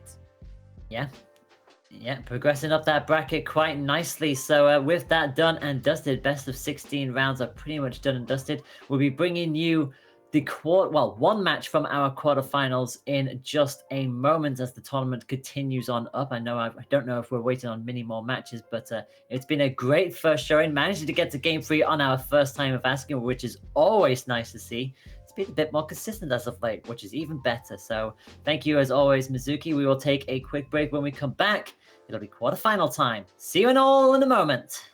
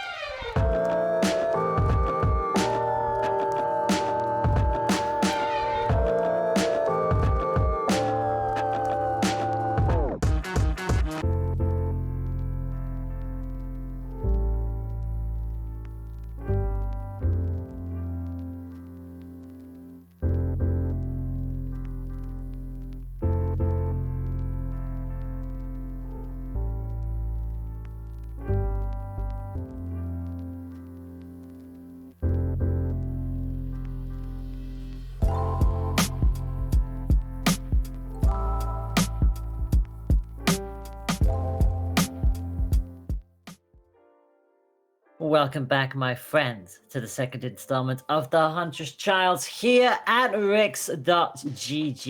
TK Layla and Mizuki back at you again as we prepare ourselves for the quarterfinals. Looking forward to it? Very much so. We had a very, very tight first game in the round of 16. Much closer than what we had expected, but now we're here in the quarterfinals, and interesting which teams have left remaining, I guess. Yeah, we're about to see the bracket just pop up for you all now in just a moment, so here we go. As you can see, a fair amount of 2-0s on our side of the field. The Gauls, I mean, they were the former winners last time round, so it makes sense for them to have a 2-0 on their side. Freya with a 2-0, Oxygen 2-0 on Unlucky. MCS also knocking Lux Nova out by 2 points to 0, as did AES. Meanwhile, on the latter part of this, however, you'll see 3 2-1s back-to-back. Gangsters taking out Fish Tom by 2 points to 1. Exile beat Hippos. You saw that on stream by 2 points to 1. The second match definitely was a bit of a very much a different field in terms of the first matchup. And then Chat Band against Project X. Chat Band do move on forward into the quarterfinals with a 2-1 of their own. So some close matches down on the bottom half of the bracket, but on the top half, I guess it's business as usual, isn't it, Mizuki? Absolutely. And what I'm looking forward to seeing. So if you look at the round of 16, the top seed in every round was the team that went through to the next round. So now, as we go into the quarterfinals, these are kind of all the top seeded teams from the previous round. I wonder if that trend will continue, because these teams actually were seeded. This wasn't randomized. So Legal's obviously first seed because they won the previous Huntress Trials. I believe the second seed was Freya, because they have a ranking on like VLR, I think it is. And so they actually went through and they seeded all of the teams. So this actually does have proper legitimate seeding. And I want to see if that trend continues as we move through the quarterfinals to the semifinals. But before we can see that, we got to get through this quarterfinal. We absolutely do, and we have ourselves a matchup between Oxygen Esports and MCES. I do believe they've already made their bans, which you're going to see right now. So our first two bans, I mean, I guess we're not surprised. Icebox and Split, respectively. We thought they were going to be both banned in the first one. They weren't. It was just Icebox, not Split. So this time around, it is going to be business as usual. We will start with Ascent, which was where we left off in our first matchup. Then we'll head on over to Biden. If it is needed, we'll be returning to Haven as well. So, yeah. Already, we're going to have our wonderful portals on standby, which will be nice to see for Bind. But yeah, we start with an Ascent. And I absolutely love Ascent. And if I go and take a look at Oxygen scores previously, their rounds, so they had a very dominant first round, or the first match. And on Ascent, it looks like they ran the Jet, Astra, Sova, Killjoy, and Sage, which is a pretty solid composition, given that it is Ascent. I think we actually saw that exact same composition in our previous matchup from Hippos. So a good, solid lineup. I'm looking forward to seeing what MCES are going to bring to the table, however, and how they're going to try and counter that. Yeah, you're absolutely right. And when you look at their stats as well, like you see what Oxygen have really been bringing to the table. I mean, goodness me, so many kills on the side of Ness with their Jet. Ironically enough, they played Jet and then they played Sage in the next one. But yeah, their Jet with like 22 kills and 4 assists, which is always good. You want to see that out of somebody who wants to go immediately into the thick of things. But I also want to just give her like a nice little shout out, because, they had another Sage as well. Like Felipe came in on their first matchup as a Sage. 15 assists. Now, I know we had our battle Sage in the previous one, but that's what you want to hear. You want to see the Sage get in absolutely, they want to get their hands dirty, and it shows. Yeah, absolutely. And assists really means so you're helping doing damage, you're healing up a player, and that person's going on and getting kills. You're raising a player, and that player's going to get kills. So you're doing your job to your utmost as the Sage player. It's exactly what we want to see. What I want to see is what MCES are going to do to respond. Now, it's very likely that they'll be running a similar composition, but I'm still kind of holding out for that Viper. We did get to see a little bit of the Yoru earlier today. For those of you that joined us, we saw a interesting display on Split, but I don't know. I feel like that was a one-off thing. I might be cursing myself again, but I'm pretty sure that was a one-off. Well, I could tell you that we did have a Viper for MCES because their matchup, their map 2, I believe, went to Icebox. They brought out the Viper, and let me tell you right now, 31 kills and 11 assists. That's that tells you everything you need to know about Viper and Icebox. Well, both Viper maps have been banned out, both Icebox and Split. So, as depressing as it may be, I don't think that we'll get to see the illustrious Viper this time around. And then, of course, the second map that we move to is Bind, and that's going to be just the Raze's playground. If I don't see both teams running a Raze, I'm going to be very concerned to their judgment. We have to have the showstoppers. We have to have the showboating. You know, it goes part and parcel with these kind of stages. That's what I kind of like about this game. Like, you know, each character has their own strengths and weaknesses on every single stage.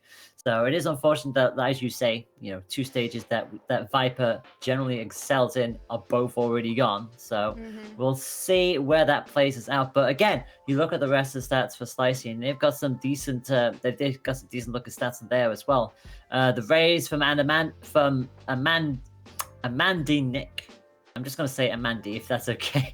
Raze with like 20 and 21 kills on both of their games, which is always good to see. And again, there's Sage from Clytink. You know, Sage getting the 20 kills and the 9 assists as well. And their next game was also 18-7 for that as well. So every single team, when they're bringing that Sage, they're very much bringing some variety of a battle medic in there, which is always what you like to see. And already our lock-ins begin. MCS will start on the defense for our first matchup, and lo and behold, there is the Sage lock-in. Now, I am excited to see this match also because Oxygen as an org also have a team that are competing in the VCT. And that team recently got joint 3rd and 4th place at the last Turkish Masters, I believe. Turkish Masters.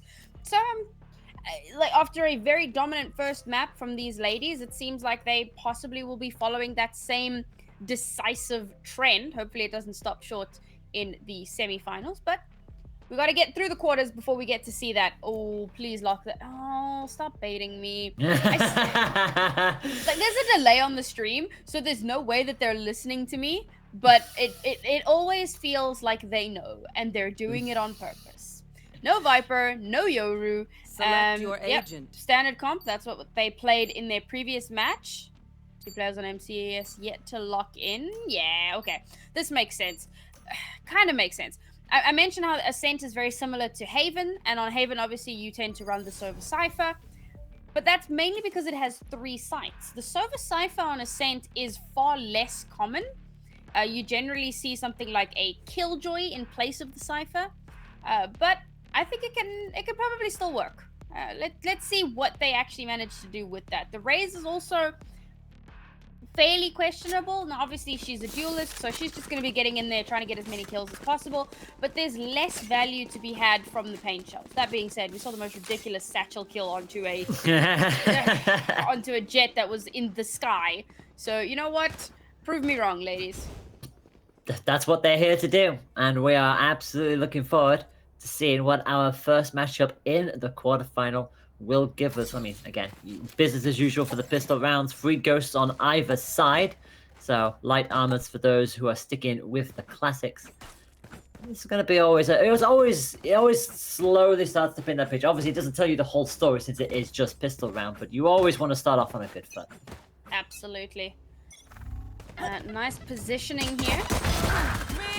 Oh my goodness, this aggression. Oh, this is fantastic, and an immediate trade-off. That escalated incredibly. That might be one of the quicker pistol engagements I think I've seen for quite a while. And already it puts Oxygen Esports on the back foot in the early stages. It is just Felipe up as the Sage. 3 versus 1. But I think they very quickly realized there's nobody over here. Yeah, she shot that tripwire. She had to put the wall up because she knew that the entirety of MCES were going to be on her tail. Does manage to get the spike plant, knows that someone's trying to come through her wall. There's probably someone up in heaven. She's realized that as well. Not going to be able to stick that one out. No, at least managed to get the plant down, but that is all they're going to do. And don't dilly-dally around, people. Just get that defuse going. We have a tournament to earn. You know how things are. Anyway, the defuse is going to go up, and that is going to be the first point on the board for MCES. Good start. Yeah, I enjoyed seeing how aggressive they were on that defense. And that's the thing, you know, with these pistol rounds, you know, you're kind of evenly matched. And the idea of the pistol round is to just kind of run out there, get as many kills as you can, try and win out the round. It's very unusual to see full tactical juking and faking and all those wonderful things on pistol rounds. So that previous round, I liked it. It was quick, it was to the point, and MCES would get that first point. Now Oxygen, however, need to respond. Looks like they're going to be pushing towards mid, but of course they do have a lurker moving towards... Okay, kind of ping-ponging, but is going to be moving up catwalk. So a full push through mid could be quite dangerous. I got a couple of marks with the drone as well. Rama gets the headshot, which is always a good start. And has to quickly back it on up. Hold on onto the position as Gia again and co. Ooh. Wait for the shock bolt. Bad placement, unfortunately. And Rimmer's going to get another kill in there. My goodness me! Rimmer with the quad! That's a flawless. That could have been an ace had the raise not got involved, but that is still great coordination. And that was so clean from MCES. Oh, goodness me. We came into this round thinking, well, Oxygen, Org team, very dominant first round. They're probably going to do really well. But MCES proving that they're not a team to be trifled with. Nice first early points on the board. Now, they are, however, going to be at a gun disadvantage in this next. And that is to be expected after winning the first two rounds. That's exactly what's going to be happening there. So they are going to need to play this a little bit more carefully. Scratch that. They're just going to go really, really aggressive out of B. Of course they are. Yeah, this team are not slowing down in the slightest. So many smokes out, as you can see on the map. They will finally start to cool on down. That's going to be a quick little orb for Felipe as they are leaving the spike just back at spawn for the time being, all branching themselves out, waiting to figure out which way they want to be taking this, and we are going to see it finally picked up by the Jet. Now, is the call for A? It looks like it's going to be like that, but they still haven't fully committed just yet. They're still just rendezvousing up. Well, Ness, that battle sage that you spoke about a little bit earlier on, back on the Jet this time around. She's actually picked up the spike as well. There's a lot of faking going on here, but they're kind of running down the clock a little bit. They can't afford to waste too much time.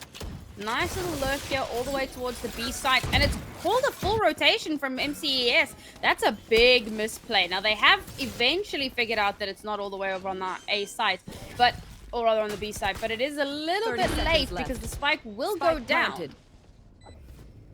Spikes down, smoke is away from that top ledge, so they will start to slowly peek on out, so they're going to have to rely on so much intel if they can get it. Shock Dart, not going to quite pick on anyone, but again, it forces them to stay back for just a little bit longer, and the slow orb as well, which is just going to make things just a little bit more annoying. Obviously, Rain is on that, is on the long as well, just keeping an eye on things.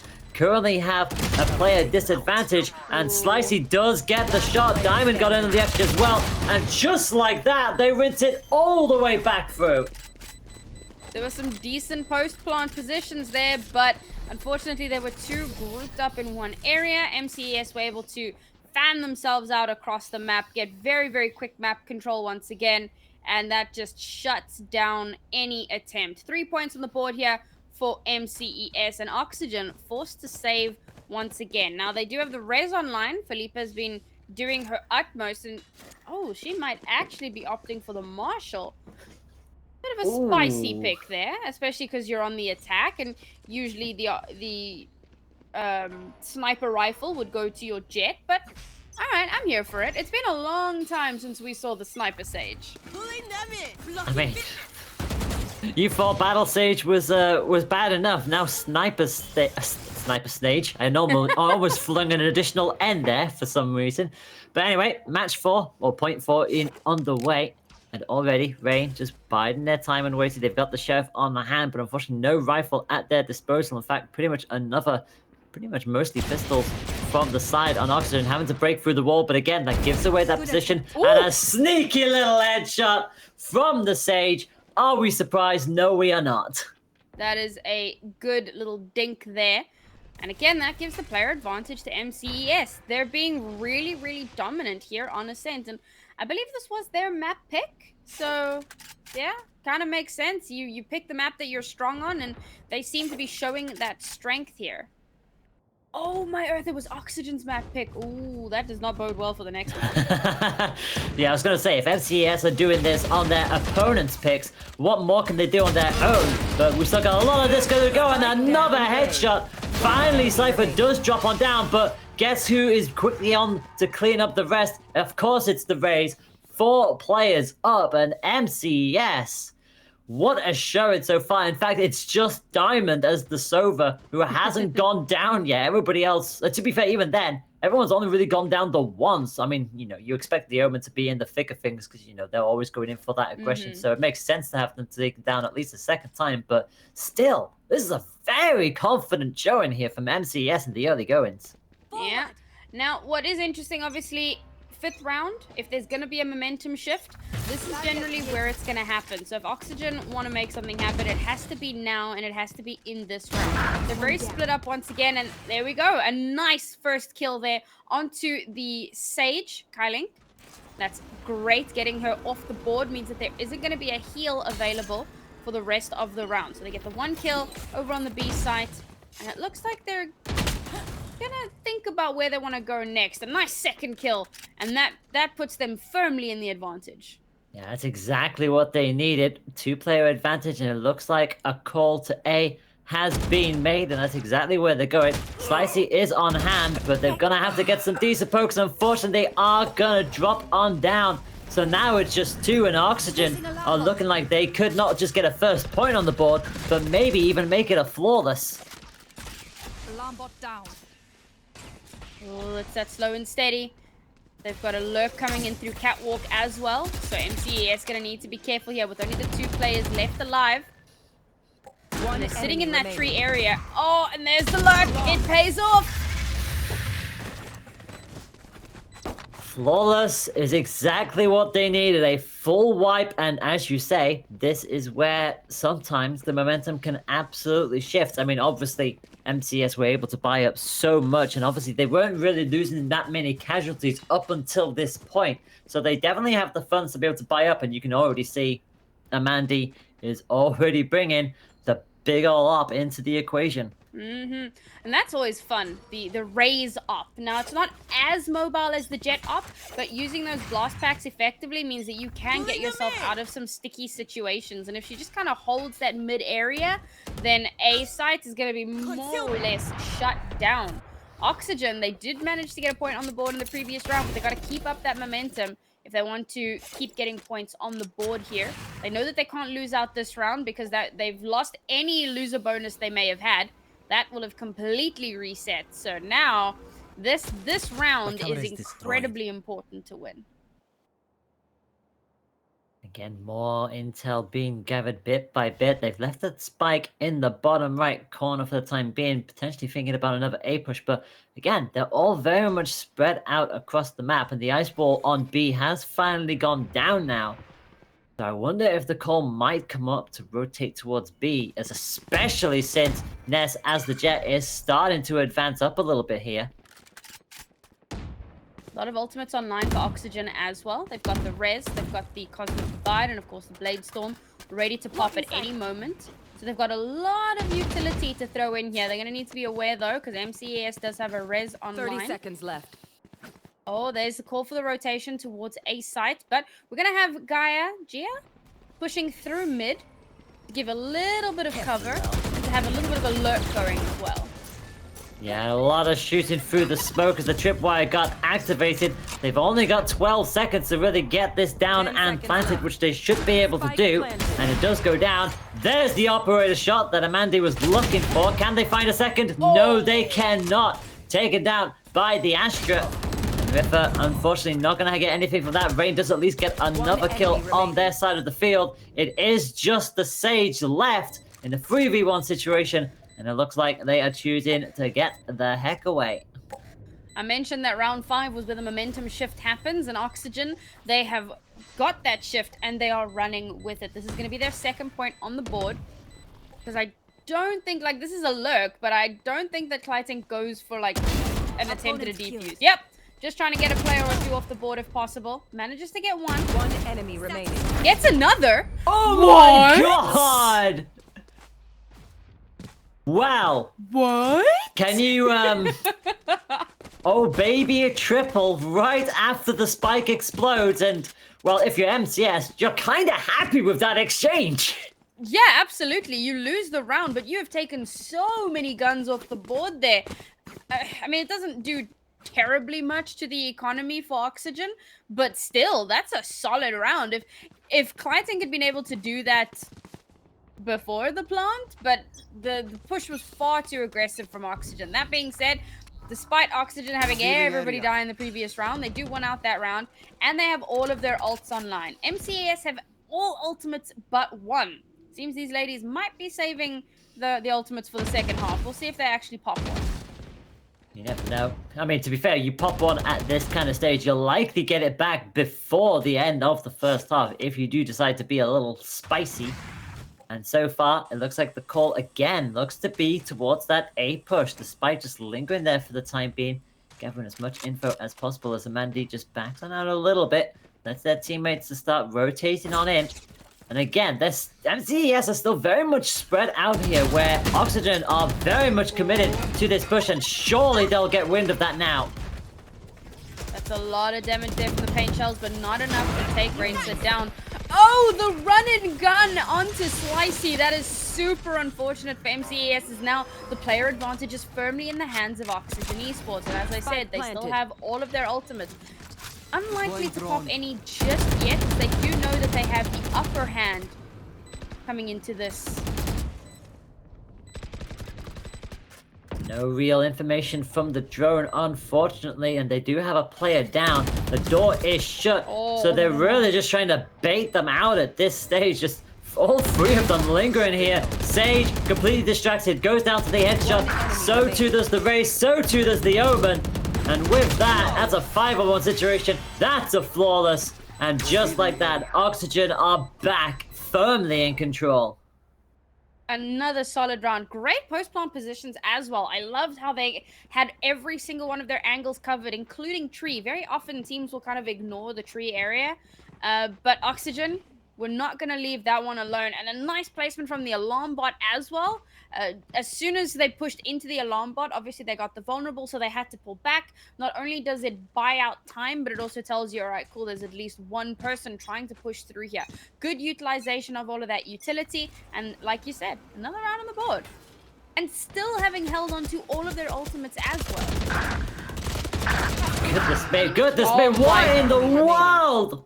They just got mowed down.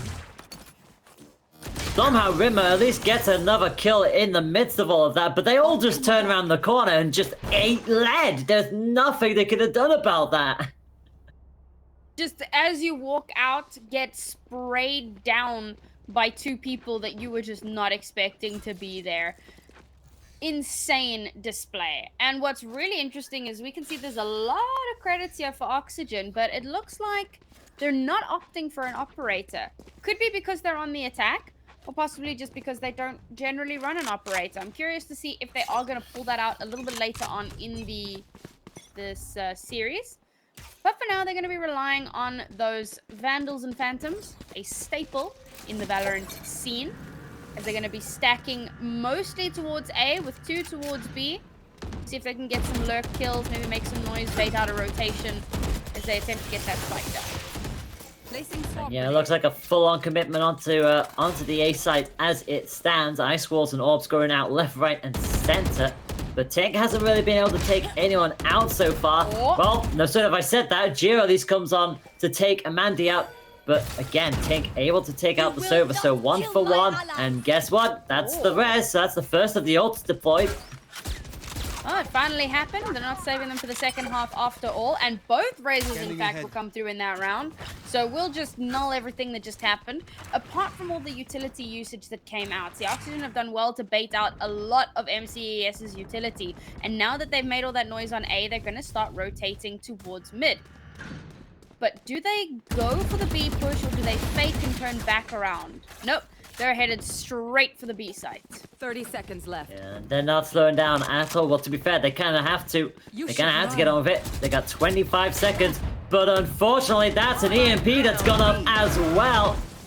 And that is going to be another headshot. Triple shot for Sage. And with 15 seconds left to go, the showstopper's been deployed. 10 seconds left. For one player? That seems a bit excessive. And mean- so... I know I said that we need to see the ultimates being used, but this is a little ridiculous. Oh my goodness, they burned down the clock! I mean, there was no way that there was gonna get a plant done there, but... Like, that was ridiculous. Okay, I know I said use your ult, but like, ladies, please. Oxygen did well there. They managed to hold on to at least 2 of their ultimates. MCES only held on to the upload. Not ideal. And bearing in mind, they're going to be coming up against the Hunter's Fury and the Blade Storm. Yeah, I'm going to assume that showstopper was popped, Calling my bot. like, as a misclick, because I'm pretty sure they were already down to 1 at that stage, so you hate to see if that were the case, but yeah, that's the last thing they wanted to do. They pretty much lost a lot of their main ultimate utility. Like you said, we've got the Sova, we've got the, we got the arrow, and we've also got Jet's wonderful knife blade in action, so still a fair amount for Oxygen to play around with here, and already the wall is going to be up on the archway. So Ripper just going to have to wait it a little bit, just poke on through and finally see if they get any kind of information. They have left the spike for the time being, and Rain is going to get the drop on Amandi. Unfortunately, getting stuck out in mid there. Not good for MCES as they've lost one of their defenders, but traded back as they take out Rainsa on that Astra, which means that all of those stars now become null and void. That being said, none of them are on the field, so it doesn't really make too much of a difference except in the numbers game, which of course is massive. It takes a gun off the board. And now it looks like that spike's going to finally start making its way towards one of the sites. Both of these teams, we saw aggressive pistol rounds, but their kind of mid-game play is far more methodical, far more slow and steady. And I like to see this. They're really thinking about what they want to do. They're not rushing in unnecessarily. They're making sure that they have all the information that they need. And Philippe is going to use that information to get their second kill. Yeah, winning the battle of the stages, and it looks like the A-push once again is going to be the call, which seems to be the play that Oxygen generally like to do, it seems. So 4v3 situation for them as 2 of them decide to immediately bunker on down in the garage. Drone is going to come out. Try to get up as much information as possible. Nice headshot from Rimmer. And that is certainly going to bring things back into contention. 3-2 now as Slicey takes out Nez. That's a bolt that goes out. And has to quickly back it on up. Damage both ways. But crucially, it's Oxygen that have got the work to do. Gets the double, gets the triple! How about that? Riffer, my goodness me. A triple against the run of play, it must be said, catches MCS off guard. Really amazing spray transfer there. Cheeky almost to have been able to get both of those kills almost on opposite sides of the site.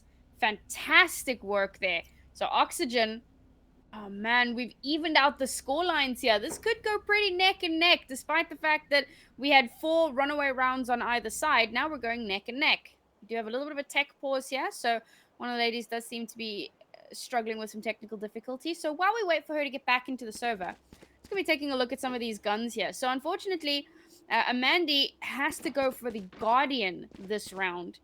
Not able to full buy up into a rifle. Now, this is obviously because Oxygen put massive, massive dents into MCES's economy. Despite the fact that MCES had some good rounds, they kind of lost their loser bonus because they won 1 round. And so when they lost the next round, their economy was a complete shambles. Oxygen, on the other hand, fully loaded with cash. They are looking hot to trot, which means that they're definitely favored coming into this next round. And they still have the Hunter's Fury and the Blade Storm. And you're likely, and especially when you say that, they will likely hold on to that for the next point, which will be the last point before the switch. So in terms of Oxygen Esports, they are pretty much sitting nice and comfortable. So for MCES, if they want to be able to win these next 2 points, crucially, they've got to get anything they can out of this point to at least allow them something to buy when it comes to dumping all of that money in the next point. And obviously we've got 2 rounds left in this half. So it's either we go 6-6 or we go 7-5. There are no other options there. So both of these teams are going to be doing their best to try and give themselves a advantage coming into the second half. So both of these teams are going to be trying to get the next 2 rounds to secure themselves some solid points. Now, Oxygen, I believe, are definitely poised to take those points. At the very least, they're poised to take this map right now at this point. But we'll see if it actually works out. Yeah, and Oxygen being very aggressive here. Full-on B commitment. Slicey will at least get 1. Can't get anything else, unfortunately. But that is going to be a res for Felipe, bringing back Riffa. And that is going to be a plant onto B for the free advantage. A lot of gunfire had on that B area, but it is crucially Oxygen's advantage for the time being. Very, very aggressive push. I was talking about how I enjoyed their kind of slow and steady pace, both of these teams. This time around, however, Oxygen push straight onto site. Very good post launch here. They're watching both avenues. Oh, Kylan gets the better of Ness, but it is immediately traded out, and that brings us down to a 3v2. Unfortunately, Riffa was just aiming just a little too high. It is just Rimmer left on the board, and they've got it all to do, but they won't get any more than that. Gia gets the triple, and Oxygen will be in the driver's seat with the last round before the end of the first half. And again, this is terrible for MCES because after having lost that round, it means that they have to force up here in a very, very janky buy. Bulldog, Sheriff, 2 rifles, an SMG. Not ideal. And there is that operator that I was wondering about. Okay, cool. You whip it out in the last round of the half, but let's see if you make something happen with it. Obviously, Ness is now towards the bottom of the scoreboard at the moment, but let's see. With that operator, maybe she climbs her way up to the top. Well, they're all making they're all going all in with this. A massive push. It looks like it's going to be the A side again.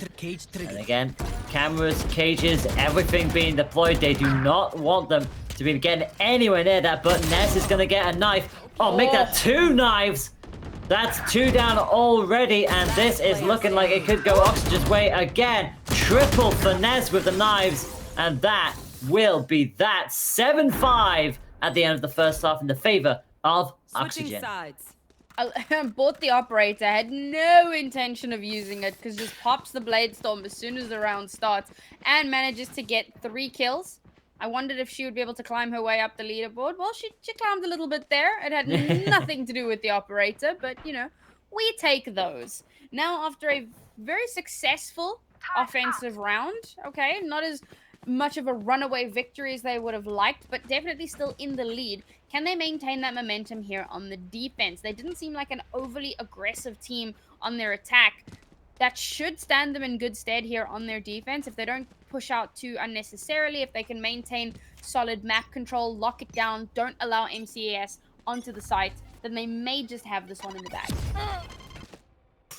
And immediately getting tagged with the paint as well. So already, well, not being as aggressive a start as the initial pistol round was, but still getting some kind of quick engagements in where possible.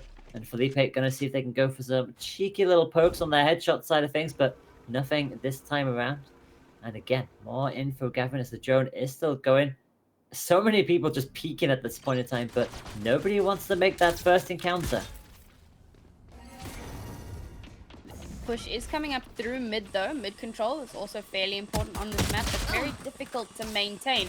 Doesn't matter though, MCES will get a nice early pick off there as they start to take control of this B side. Never mind. 1 enemy remaining. Oh no! Costa. Yeah, very much so. Triple for Rain. Unfortunately, the 1v1 between themselves and the Sage did not go Sage's way at all. A lot of sidestepping, but unfortunately for Sage, it was more bullets just whiffing past the sides there. And Rain was the more consistent of the two. Gets themselves the triple, gets themselves another point for Oxygen. 8-5 now with a 4-point streak. And bearing in mind, both sides have had that now. So we had MCES start with a 4-point lead. Then we had Oxygen win 4 in a row. Then it's gone a little bit quieter, but now Oxygen back in control, it seems, able to buy up in the early goings. And now we'll see where this encounter... Oh my goodness me, this is going to get nasty, isn't it? Surely Yeah. not another middle. Yep, I mean, it's pistol round, so they go in super aggressive. Oh, the nano swarm and the gravity well. That is a dirty One enemy combination. remaining. You can't do them like that. Well, you can't, but they have. And that means it is just Rimmer left, and that is another flawless for Oxygen. They'll quickly trade out a couple of lower weapons, but other than that, that was plain sailing once again. Oh dear, that middle with that middle push, it's not working for you. It's not working. Well, it's been kind of predicted and telegraphed. They're setting up for those mid pushes. And I mean, you don't even have to commit too much utility to maintain your control of mid. They put 1 star in mid, and you don't even need to drop the nano swarm on top of it until you see that the push is actually coming through. But this time around, however, they're going to have bodies in mid, so they're not allowing anyone to push in. And in fact, they're going to be going aggressive here. I kind of noted how they were a more slow and steady team. Not this time. Yeah, they want to take the fight to them as quickly as possible. And again, so much utilities dropped over on B. You can see all with the icons. And now they're finally rotating back towards A. So spread out a little bit further now. And just trying to get some more purchase, some more info relayed back to the rest of their team. As they realize that there's actually somebody lurking in that top mid. Just as there has been the past couple of times. It does look like the A push might be coming. If we're going to try and get some information. Marks 1 at the very least is able to at least relay the fact that there's 2 people there. But again, it's how they deal with that information as Des waits, can't get anything with the ghost, and chooses to shut that door immediately. Now, this is interesting that MCES are in fact committing to this after being spotted out so early on. The doors come down and the kills just come through, getting mowed down by Oxygen. And Ripper finally does go down. There's pretty much everybody there for MCS. And in fact, they've brought this back to a decent playing field. So 3 versus 3. The door has gone down. They'll heal up their teammate, which is always good to have that. Gia will, I think, drop the turret there. Or did they? No, they haven't dropped it yet. Oh, get spotted out. 10 seconds left. Move the turret. Last player standing. No. Oh! Get headshot as you try to get up into heaven. This was yet another great round from Oxygen. Now, it was, I believe, a bit of a misplay from MCES because they got spotted out towards Gelato, and 3 people started firing in tree area, so it was painfully obvious that they were moving in from the, or moving towards the A site. It might have boded better for them to have turned around and possibly gone for a B push instead. Oxygen just had that entire defense shut down. Also, thank you, production, for leveling us up even further. We saw that Ness had a 3K in that round. Are we surprised at this stage? Like, they have been incredibly consistent so far. Like, you said you wanted to see them rise up the leaderboard. Well, that's how you do it. And again, already marked in the very early stages, and MCS choosing to get the heck out of there. That could have been absolutely tragic. Mandy getting caught with her back out, just inches out from behind the wall. Amazed that she managed to survive there, to be perfectly honest. It looks like they're not going to be pushing in there. That information should get relayed to the rest of the Oxygen crew. MCES in a very, very dangerous predicament now because the alarm bot has spotted out that they are towards the A site and they might just yeet themselves out of there.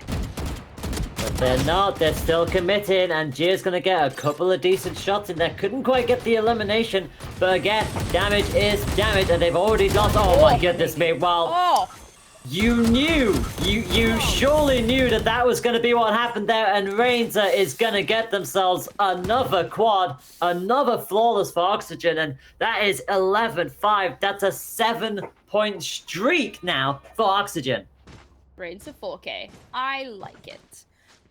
This is not boding well for MCS. Man, they had a runaway tear at the start of this map. 4 points in a row. Bam, bam, bam. And then suddenly Oxygen, with a massive resurgence there. I spoke about the momentum shift in round 5. And boy, was I surprised, because I expected a potential momentum shift. I didn't think it would be this dominant. Now Oxygen, if they win this round, they're at match point. They've baited out the gravity well. No one was sucked into it. It means that that little bit of utility is completely gone. And even so, they still haven't committed to a site. They can change their minds at any given time. Need to be very careful about how they approach this, because MCES, they need to get another point on the ground, on the board if they want to stay in this. Let's get in a little bit more purchase again as MCS begin to slowly start advancing onto A. A lot of utility being deployed, but nothing really coming of it so far. Having said that, though, it is going to be Ranger who gets dropped out first. And Gia gonna bide their time. Can they get the first shot? They can't. Headshot, crucial for Tink. They get themselves a double. Pops the wall up, immediately comes on through. And now we'll see what the reply from Oxygen will be. Will we finally see a plan? Good utilization there of the shock dart to try and see if they could destroy any utility on the ground. The only possible utility, I suppose, would have been Cypher tripwires, but shock darts came out, didn't find anything. They knew that it was safe to move on to site. The plant goes down. They have the player advantage. It's a 5v3. This should be another round on the board at last for MCES. Oh, this lurk. Oh, it's so dirty. That was beautiful from Slicey. Slicey gets a double. Can this be a flawless? Oh! It is a flawless. It was exactly what MCS needed. Beautifully done. A double and a triple respectively. And that is how you finally get back on the board. Phenomenal round from MCES, and they needed it. They haven't done too much to Oxygen's economy, but what they have done is they've activated Ness, who has now decided, all right, I'm done with these shenanigans, and she's going to be popping out the operator. Now, I'm wondering if this is going to be similar to that last round in the previous half, where she was like, I'm going to buy the op, then I'm going to pop the Blade Storm and never use the op. I'm sure we'll find out in just a few seconds. I feel like less so in this one on the basis of that was at the end of the half. This is still very much in the thick of things, so definitely expect to see that operator finally start to wail on out. Bomb already gone out, but it's not going to really detect anything. And as it stands, it looks like we're going to have ourselves a little bit of a breather. Just biding their time and scouting what they can out. They had a really good round in that previous point to finally get themselves back into the swing of things. But at this stage, Oxygen will now be checking every single angle if they can. Shadows. Yes, only really have the uplink available, the neural theft. We'll see if they utilize that at some point. Oxygen, however, gonna have the cosmic divide available, and of course, still have that blade storm ready to go. Oh, this could be dangerous though, because it looks like MCES. Oh, they've changed their minds. I was about to say that it looked like they were gonna be pushing onto A, which would have been very dangerous given that the operator was sitting there. But I don't know. Sometimes it feels like these teams just have a sixth sense, because they have completely dodged the operator and are instead moving towards the B site. But of course, the operator's in the hands of Ness, who's playing the jet, which means that she can move very quickly towards the B site, get into position, and for her team's sake, maybe get a kill on him. And that is Riffa, who is going to be going down first. So they've got 10 seconds. They need to plant the spike. Operator gets the hit in onto Sage. The plant will go down with 5 seconds to go. But crucially, Slicey gets a double. Blade Storm got popped and just completely denied Slicey on the wildest lurk. It wasn't even a wild lurk. He was just kind of in mid. She, rather, manages to get quite a few fantastic kills there. Ranger, the pixels. No way Ranger gets a triple out of this. Surely not. There we go. That's what I thought I was going to say. Yeah. We've seen that happen a fair bit today so far. Just unfortunately not checking the one corner that mattered. But my goodness me. They left it close. They very much left it close. 5.69 seconds apparently was how much time was left. But nice. Oh, for crying out loud. Opposite of nice. Honestly. I'm a gamer, okay? You can't expect me not to meme. This is true. I feel like it's the same for everyone who comes into these kind of things. So 11-7 on the side of Oxygen for the time being. And wow, going straight in, huh? Ooh. such a good combination of the paranoia and the pain shells, because there was no way to know the pain shells were incoming. The paranoia deafens and blinds you. Didn't manage to get the kill though, but did a little bit of damage there. Probably got healed up, so not healed up, just didn't do any damage. Could have been good. Could have been good. 3 ultimates online for MCES as well. 4, in fact. Hunter's Fury, Res, Neural Theft, and Showstopper. We've been waiting for that Showstopper to come out. We'll see if it can actually get some value, as Oxygen have managed to hold on to a few of their ultimates. Oh, see, there we go. Trying to clear wine, but unfortunately the shock dart did not connect. So Racer will stay up and alive. And the Showstopper is unfortunately going to find nobody there. But that's not going to stop Amanda from going all the way in. There's nobody in there now because they've already rotated out of it. So a fair amount of utility spent chasing, well, ghosts. That's what you want to be doing if you're the enemy team. You want to be baiting out as much utility as possible so it can't be used against you later on in the round. And now they've shut down any push onto B site, partially because it's obvious that the operator is there, and partially because the wall has gone up. But the race has come through. The rotation is moving over towards the A site, and Oxygen have yet to start their rotation. They don't want to move unnecessarily or too early on, so they're giving it a little bit of time. And again, leaving it quite late on again. And another operator shot from Nest. That's 2 that they've managed to find purchase on this round now. And again, MCS haven't played this advantage. They have the spike down at least, but that's Tink down as well. Rimmer gonna wait at the door. They know full well they have to come through it. Little bit of damage there, not enough to take Ness off the board. Oxygen, massive player advantage here. Amanda trying her best. No ways, Hunter's Fury comes through. Doesn't stop the defuse. No, will not stop it this time round, so Oxygen will get that defuse. It will put them on match point. A lot of damage went through in the end. Diamond will survive to hang on to their weapon, but crucially, so too does Jet with that operator. And Oxygen just looking for one more point.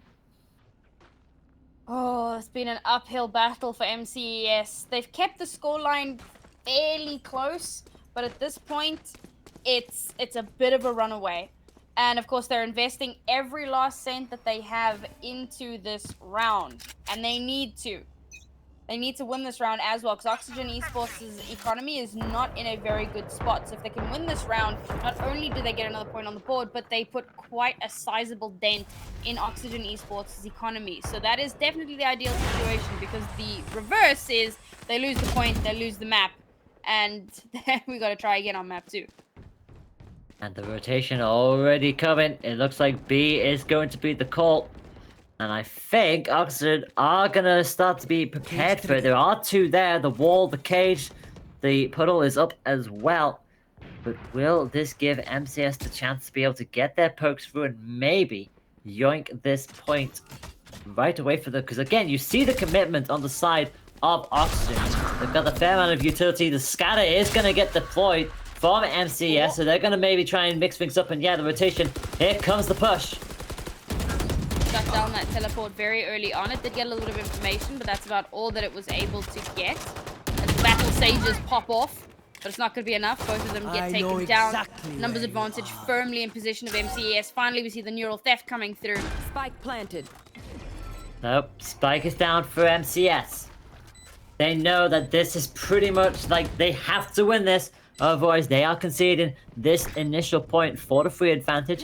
The camera, again, trying to get whatever info they can. The turret will be immediately removed. Drone, again, going straight back on out. And Amanda has to be so careful. Shoots through the wall. Huge. Really good spray. Taking Nest down.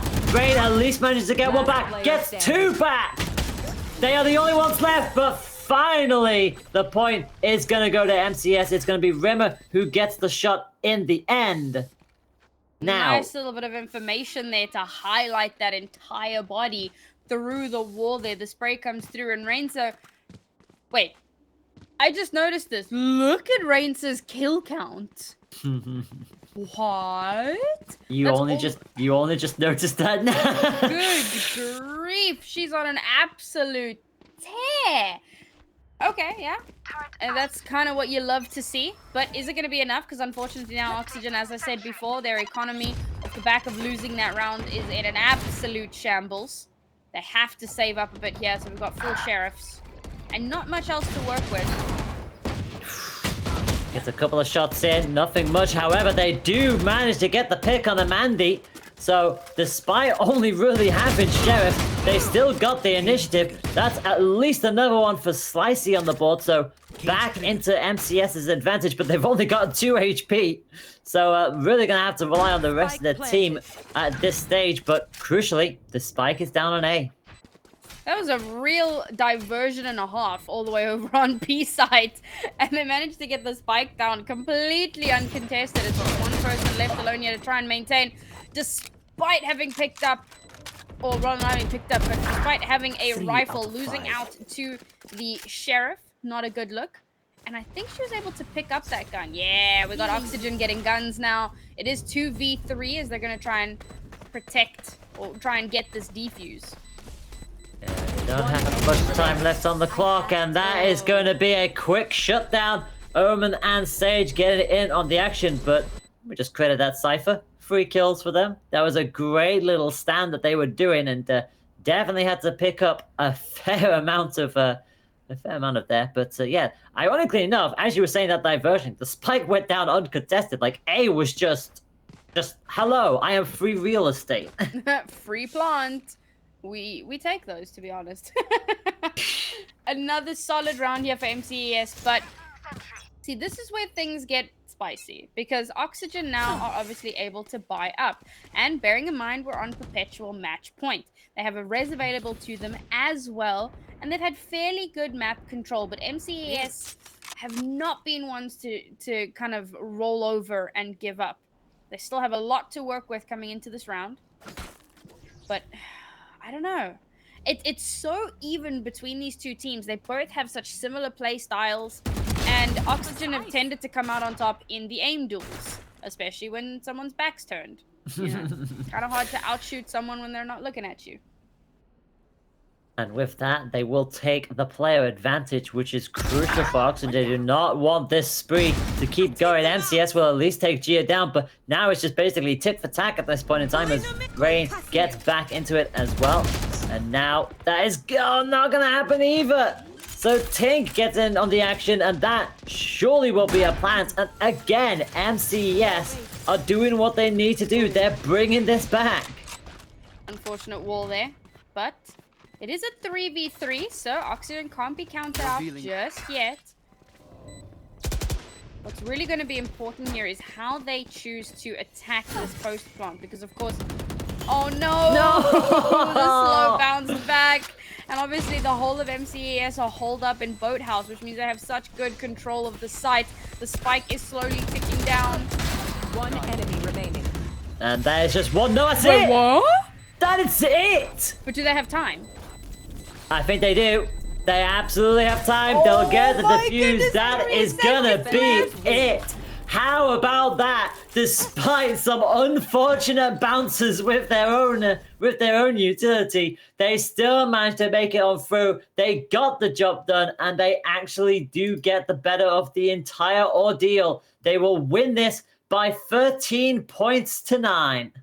Insane. And look at these stats as well. Rainsa, an absolute monster for her team, performing exceptionally well here. But this match was a lot closer than what we may have expected coming into this. And I'm really looking forward to the second map, because of course Ascent is... It's one of those maps that is quite difficult in my own experience, I guess. And with the two very similar play styles, because the attack and defending side are fairly even in terms of win percentage, so it's kind of 50-50 attack defender, because they have similar attack styles, it makes it a lot easier to have a close game on this map. When we get over to our next map, which of course is going to be Bind, it's a very different story. Yeah, we get to think with portals at last, and obviously, you know, you get those sound effects with those as well, where you run through and also fire on through as well. So definitely we'll keep both of our teams on their toes. But when you look at the stats again, as you were mentioning, Rainter on the Astra, 27 kills. Beautifully done. And it wasn't just a one-player show. Everybody was coming on board with that on both sides of the field. Like Slicey was doing some wonders with that Cypher. Again, utilizing their info gathering, utilizing their traps, and again, just taking these final stands where you just really weren't expecting that to go their way. And just beautifully well done from everybody involved. But yeah, you thought that it was going to start to be like, you thought it was only a matter of time before Oxygen won, especially when they went 7 points in a row. But credit to MCS. Like, not only did they not give up, they had some wonderful segments in there towards the end. Absolutely. And of course, I'm looking forward to seeing if we see that operator again, because Ness was quite deadly with it once she decided to pick it up towards the end of the second half. And I want to see MCES, maybe they play with it a little bit as well as we move over onto Bind, possibly be able to get a little bit more value out of it, particularly on Bind if you're kind of chilling on B long or if you're up in A heaven. There's a lot of potential there for that operator, and there's a lot of potential for these ladies on the other agents that they play as well. The Reyna, I'm kind of hoping to see MCES swap off of the Cypher. I'm not a massive fan of it on Ascent or Bind. I think there's very few maps where you can get a lot of value out of it, but we'll see if they do decide to stick with that, or if they swap up their Sentinel a little bit. We haven't seen any Sky either, so I wonder if maybe we see that thrown into the mix. Yeah, I was going to say that we haven't seen Sky at all today so far. So, I mean, you know, it is a 2-day event. There could still yet be another team that brings in Sky. But yeah, as you say, odd to not see a Sky represented. But again, if you're not comfortable with a specific character and you can make somebody else work in her place, then why the heck not? Go for it. As we prepare ourselves for game number 2. Remember, Oxygen Esports are up by 1-0. It is a best of 3. So we will be switching things around, and that we will be getting our second match up in just one moment. And yeah, I'm very much looking forward to seeing what these picks are going to be like. I mean, you know, we look at some of the previous stats. You know, quite a lot of these players are able to double dip with a wide variety of characters, but for the most part, you generally won't probably see anybody switch out from the Astra specifically. We did see a couple of swaps in the previous series off of the Astra, particularly from Exile. I think they only played it on the one map. But of course, Hippos, we saw it playing throughout the series. We'll likely see the Astra here throughout the series as well. She's become quite an integral part of the competitive makeup, I believe, and she gets a lot of value as well. I mean, we saw how disgusting it can be. You have the gravity well on top of the nano swarm, and it's just, oh, it's pain. And you can even combine that with like paint shells from Raze, and I kind of mentioned earlier, Bind, Raze's playground. So if you're gonna combine the gravity well with the paint shells, maybe in like hookah, you're just not gonna survive that. That Viper was instantaneous. I couldn't even say a word. Like, we cut to the lobby, and it was, there she is immediately. Gia is bringing out the Viper for Bind. Now, we obviously go on about how Viper is very much suited on a map like Icebox. What potential do you see coming out of her for Bind? Oh, there's a lot of one-way smokes that you can use, and of course the usual splitting the map, particularly the A site, well, particularly the sites. I think you can get a lot more value out of the wall on the A site, but it can work just about anywhere. And then of course you've got the mollies as well. I mean, there's so much that you can do. Viper's Pit on A site, deadly. This is going to be a fantastic one to watch. And that's a Brimstone. MCES are coming out with the Brimstone this time around. I like that as well. So Brimstone, you kind of drop those smokes. You either drop the smokes early and play the Brimstone as like an entry fragger, or you hold on to those smokes for those like clutch moments when you're about to go in for an attack or a defuse, and then make some space for the rest of your team. And of course, the orbital strike, so good in confined spaces, which makes it really powerful on Bind in particular, because most of this map is quite closed off. Maps like Haven and Ascent are fairly open. Bind, very closed off. So you can get so much out of that for denying plants or for denying diffusals. This is going to be a good game to watch. This is going to be very fun. Of that, there is no doubt. And obviously, we according to the stats, and I do remember quickly looking this up beforehand, yeah, Slicey did bring out Brimstone in their opening match, I do believe. Got 22 kills and 3 assists with it, so we know what they're capable of with this operator, so just depends on whether or not they can hold on to that against Oxygen. And remember, Oxygen won their first point by 13 points to 9 on Ascent. New map, new heroes, and same old pistol round, because everybody is still, well, I say everybody's still rocking 3 ghosts. Oxygen rocking 4 this time round, being a little extra spicy, it seems.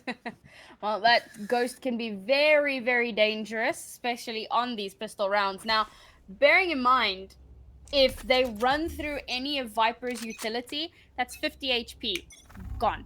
And only 2 players on MCES have any armor whatsoever. And of course, it is only the 25 armor, so very dangerous, but luckily they're not heading towards B side, which is where the Viper is set up. It looks like it's going to be an A rush. Maybe not a rush, just a stack. Yeah, they're all biding their time and waiting for now. And you can see the Viper wall finally does go down. There's a hole in the ice wall from Sage, and now Ness will try and get a little pick. It's going to be Felipe who actually gets the first blood in this exchange, and A is going to be theirs to plant. And there's, of course, the Sage Wall and Plant strat. And we've seen that since the beta days. Still tends to get a lot of play time. But, of course, Oxygen getting some nice kills. Yeah, it is getting traded, though. Yeah, and Slicer dropping down as well. So 3 versus 2 here. As MCS are finally going to lose one. They'll get one back on Gia. And that is now just the raise. And that will be the pistol round. A triple for the Sage. And Oxygen have the initiative.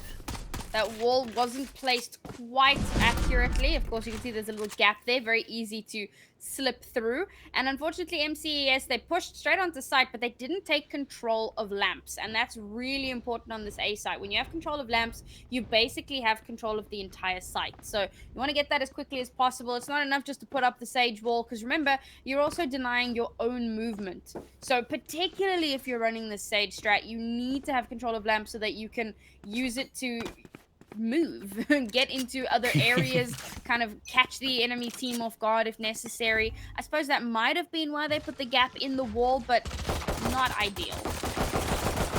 I know what they would have liked to have done in the early goings, but we'll soon see if they can rectify that. But again, so much utility, so many explosions happening on that A site. And you just see that immediately MCS just going to take a quick little step back, regroup a little bit, and actually decide if they really want to be committing onto A right here and now. But now they're just going to slow things down a little bit. That slow and steady pace that I spoke about before. Waiting for some of that utility to come out. Waiting for the smoke to come down. I believe they still have their own smokes as well. And it looks like they're going to rotate towards B. Shift walking their way across. No elephants here. The rotation from Oxygen has not been called just yet. And Richard is going to be waiting for them. They'll get one and immediately duck out of that window, knowing full well they were not going to be able to get anything else. But that's what their teammates are there for. Gia gets one. Rimmer at least manages to pop one back. And now it's trades back and forth. But crucially, it's Oxygen with the player advantage. And now the heavy rotation all the way back to A. Oh, is it going to be enough, though?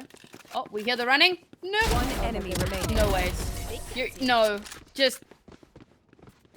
I'm afraid, that is, they fully believed everybody was back on B, and they just ran in, but unfortunately, one stayed behind, and they just let them both go through. That was, you hate to see that, but that's why you peek. You always check your corners.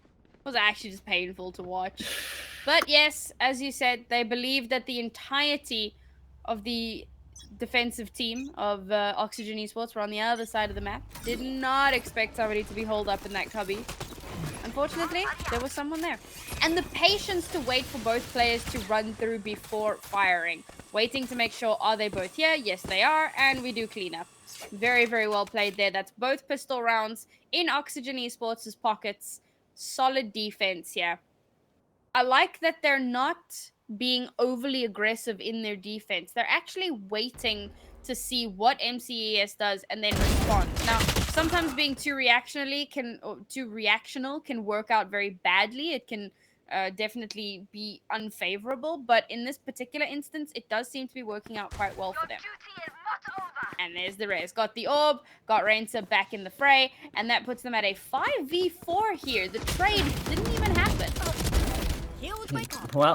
Well, it finally has now, but again, it's still a player advantage for Oxygen, and goodness me! Philippa, please! That gravity well, that is dangerous. No more Sova. 2v1 though. Still 30 winnable. seconds left. Still very much winnable here for MCS, but they're gonna have to get a move on. They're the only ones over here, so they'll at least be able to get a plan out of this. And they know now, via the sound effect, they'll know they both came through the portal. Now, didn't plant for long, planted for hookah. Did drop the Nano Swarm right on top of the spike. Did not realize that the Rays had satcheled behind her. And that's a nice crossfire. I mean, if there's any kind of a crossfire that you want, it's to have one person in front of your enemy and be behind, so that you can just clean up if your teammate dies. Perfect execution there. And in that 2v1, we kind of spoke a lot in the previous series about how players would approach a 2vx situation and they would split up. And it's wild, because if you play together like what we just saw Oxygen do, you can swing off of each other, you can play off one another, and that's how they managed to clutch out that round. Yeah, you're absolutely right. It just gave them that opening, it gave them the chance. If one drops, at least you know exactly where the opponent is. And to be fair, oh, Showstopper! Showstopper very early on, they're pushing all the way in. Are they actually going to be able to fire this on anyone? The answer is, well, not quite. Everybody heard that sound and was like, alright, we out. Like, peace, vanish. Pretty much. And that's exactly what happens when you do hear that ult line. Oh my goodness. Oh, what are you doing pushing all the way out of long? Oh, that's super unfortunate. But doesn't really matter, however, because Oxygen do still have the numbers advantage. And they've pushed out into the mid area towards market. So, like, they have full control of the map. Oh! Player standing. Goodness me, great use of the turret. The turret just shot through the wall. And that is a triple, however, for Rimmer. Can they get the quad? Yep. Oh! And that is how you get yourselves on the board. What a stand from the Jet.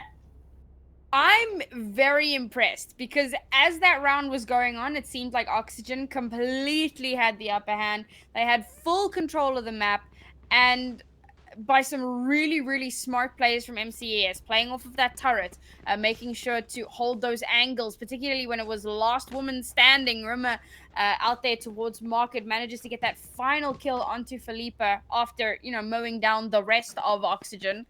Fantastic work there. Yeah, we got a bit of a tech pause at this stage. I mean, to be fair, after a moment like that, honestly not surprised to see a pause coming on out, because, again, Oxygen 3 points in a row there, which was just beautiful for them. Obviously, Philippa and Nez both with 7 kills apiece, so already on fire, but you need a player to step up when they needed to most, and, well, Rimmer just went from being just on 4 kills to straight up to 8, so always what you like to see. Very, very solid performance in that round. I'm curious about what the buys are going to look like here, because of course we can already see MCES are forcing up here. They, after having just won a round, they can afford to full buy, but of course they aren't going to have the preferred amount of armor. Let's see. Oh, but this is classic. Rimmer's bought herself a sheriff, and she's gonna pop the blade storm, presumably as soon as the walls go down, which would explain why she's not buying up a gun this time. So just Jet doing Jet things. Over on Oxygen, I'm still waiting. I'm wondering if they're having the tech pause, because they're not really buying. Yeah, you could see the ping. Yeah, you could see the ping on the corner of Rain. So yeah, that is indeed who is having. That is why we have the tech pause. So it be like that, you know. It's It happens from time to time. It would not be a competitive esports tournament, no matter what game we play, if there wasn't at least one internet issue. Absolutely. I mean, COVID things, no lands, gotta play on the internet. Internet sucks. It is what it is. I mean, we make the most of it, and that's why we do these things. And it's great to be able to run these kind of tournaments, especially for women and other marginalized genders. Like, we need more tournaments like this, just full stop. And again, you've seen what so many of these amazing individuals have on offer. They have on display, and this is just day one. We've still got semis and finals to do tomorrow. And of course, a big shout out to Rix GG for hosting and sponsoring the tournament. Y'all are absolutely amazing, helping to make the competitive gaming scene a safer space for women all over. Oh, goodness me, and that's all of the ults coming out at the same time, and goodness me, Rimmer immediately jumped in, got the knife, and unfortunately got taken out in the midst of all of that. Rain at least getting a fair bit of damage, and goodness me, everybody's been traded back and forth, but crucially, it's a 2v2. All the ultimates, every single ultimate in the game, except apparently Viper's Pit and Lockdown. And I'm glad that, using Viper's Pit now would be very, very silly. Unfortunately, Gia is very far away from her teammate.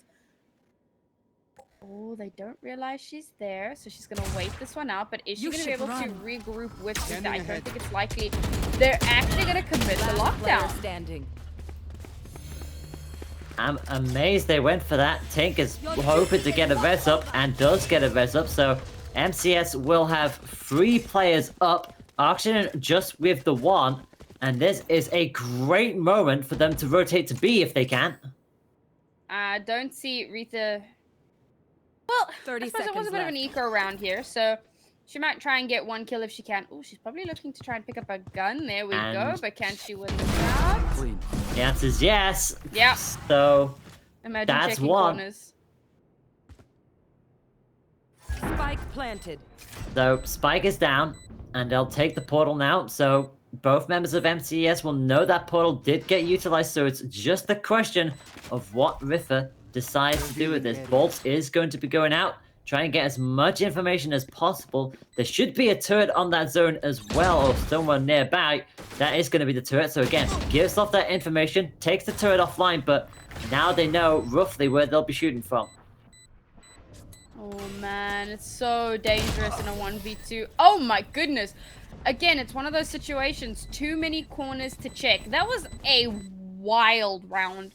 The barriers came down and just about every ultimate in the game was popped. Oxygen, the only reason Oxygen managed to hold on to their ultimates is because they all died. Because of how many ults came out at the start of that round. That being said, it does give them a little bit of an advantage coming into this next round, as we've got full rifle round across the board. And we've got Hunter's Fury, Viper's Pit, and that ever dangerous, ever oppressive Cosmic Divide as well for Astra. It's a lot of ultimates to use, whereas MCE has burned everything in the previous round, and they kind of needed to. I believe that was the pit that went up. The pit went up, and Felipa gets the pick on Slicky. So, pit is being deployed, but I don't think it's anywhere near this confrontation. I heard the voice line, but usually when you use the ultimate, there it is. Usually it turns your banner blue in the agent bar, so that's interesting. But yes, Pit is firmly on the B site.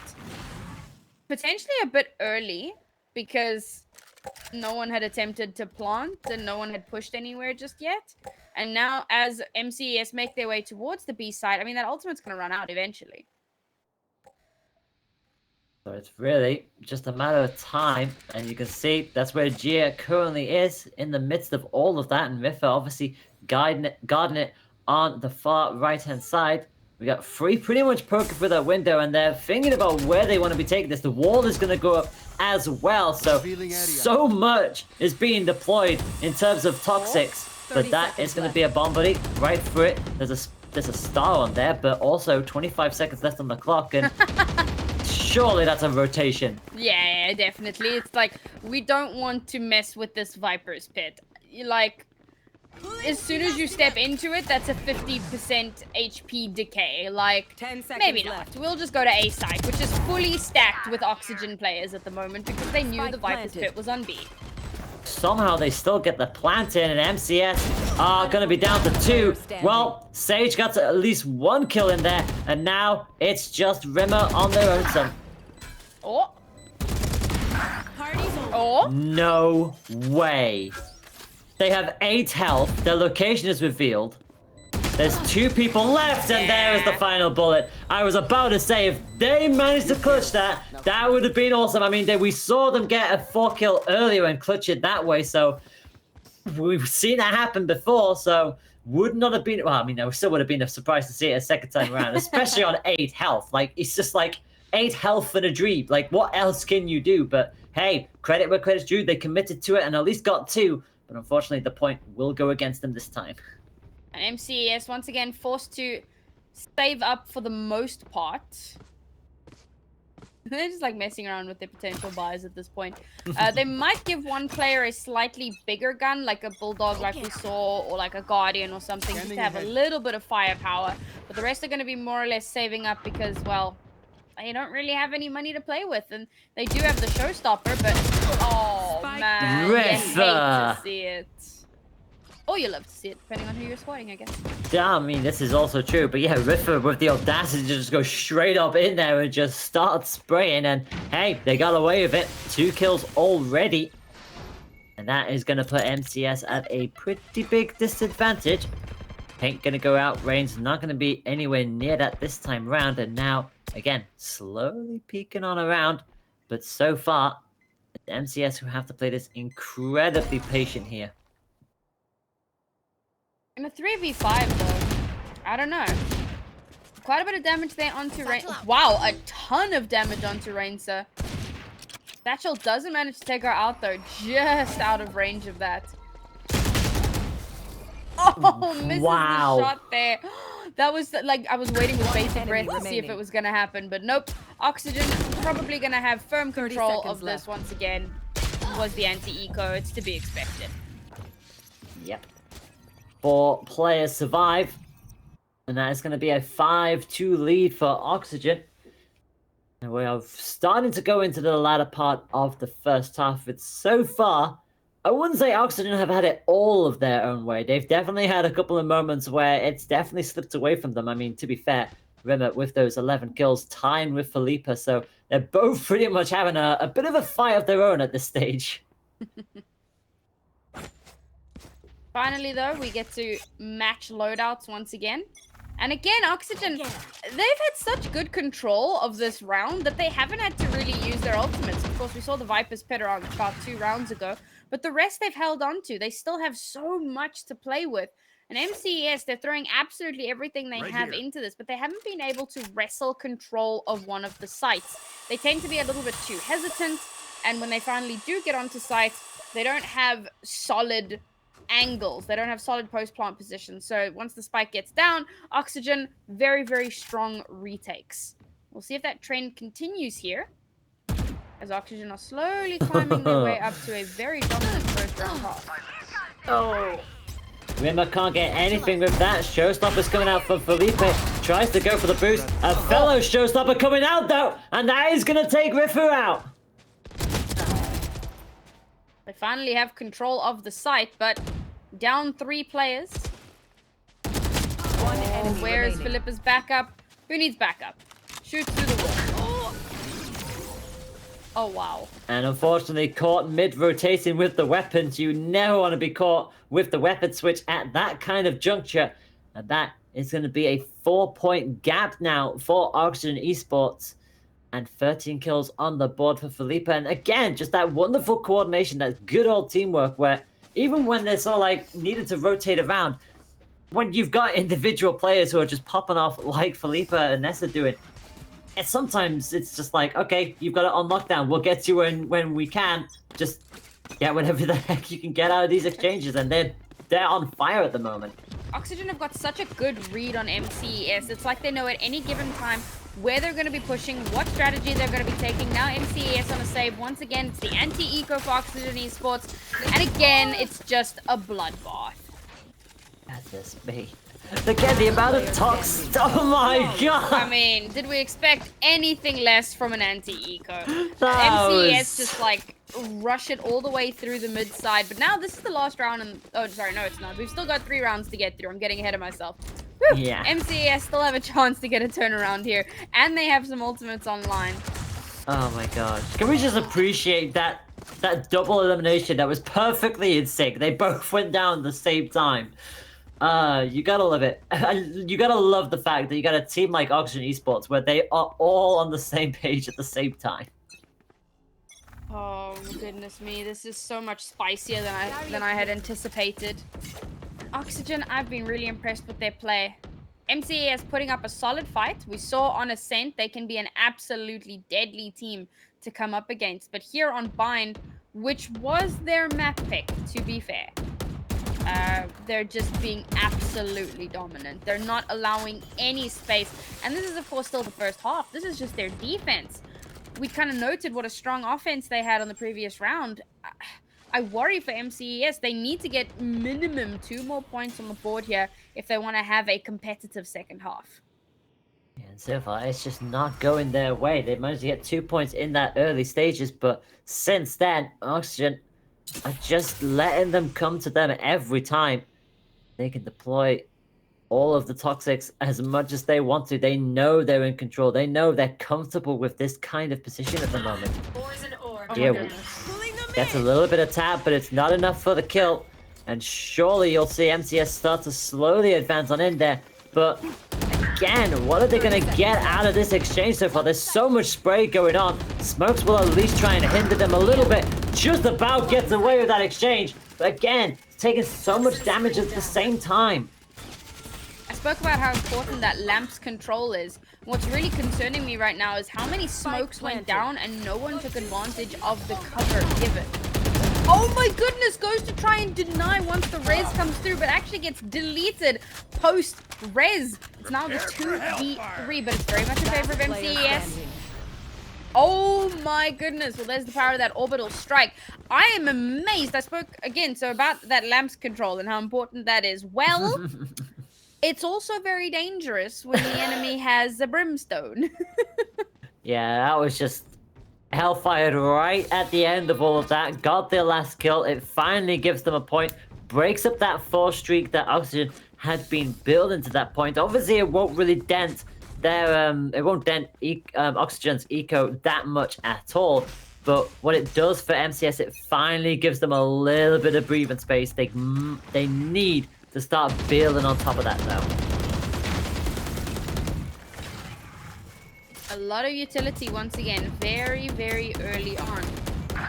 And as much as I usually don't like how much utility gets used, it seems to be working out. They're tossing tons of utility, but it's getting results.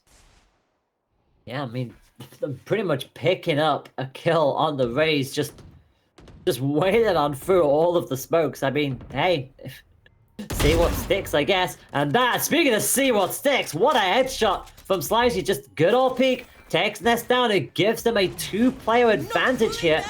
And surely you feel like a push is coming big time here. And Rain goes down as well. And now it's down to the last 2 players for Oxygen. Again, MCES showing us that resurgence.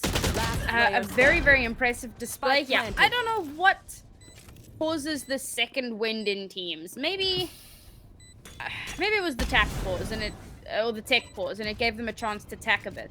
And they kind of discussed what they needed to do going forward in the rounds. But they are finally starting to look a lot more coordinated. They're utilizing the smokes to their advantage. They're not wasting too much time before they actually execute onto a site. They're performing really well now. And they're going to finally get their 4th point on the board here. So they're going to be coming into the second round with a fairly, or the second half, with a fairly decent scoreline. We got a double in the midst of that. That's just disgusting.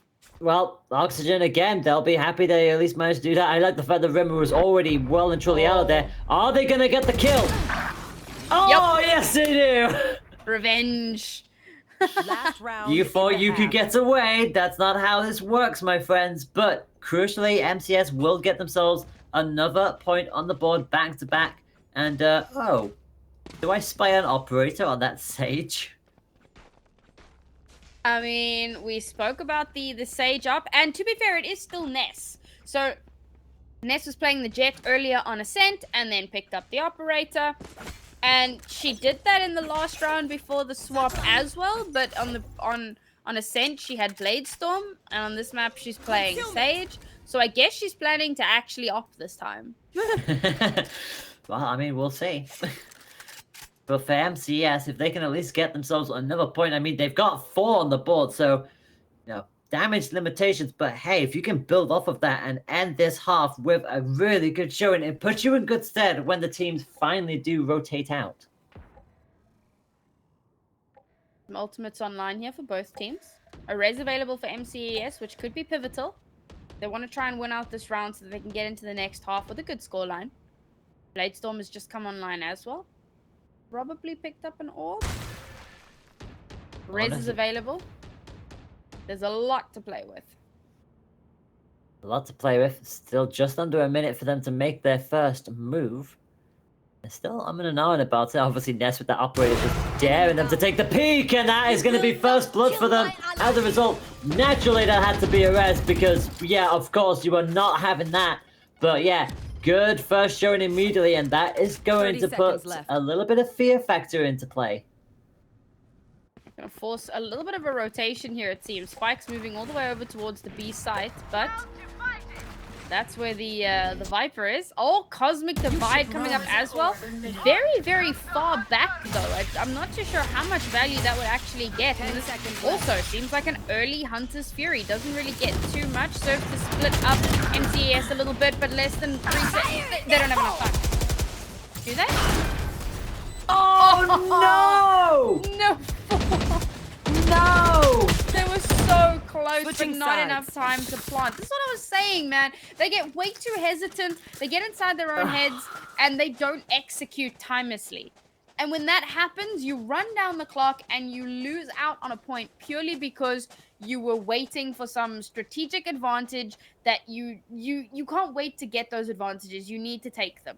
So now, unfortunately, MCAS will only come into the second half with 4 points.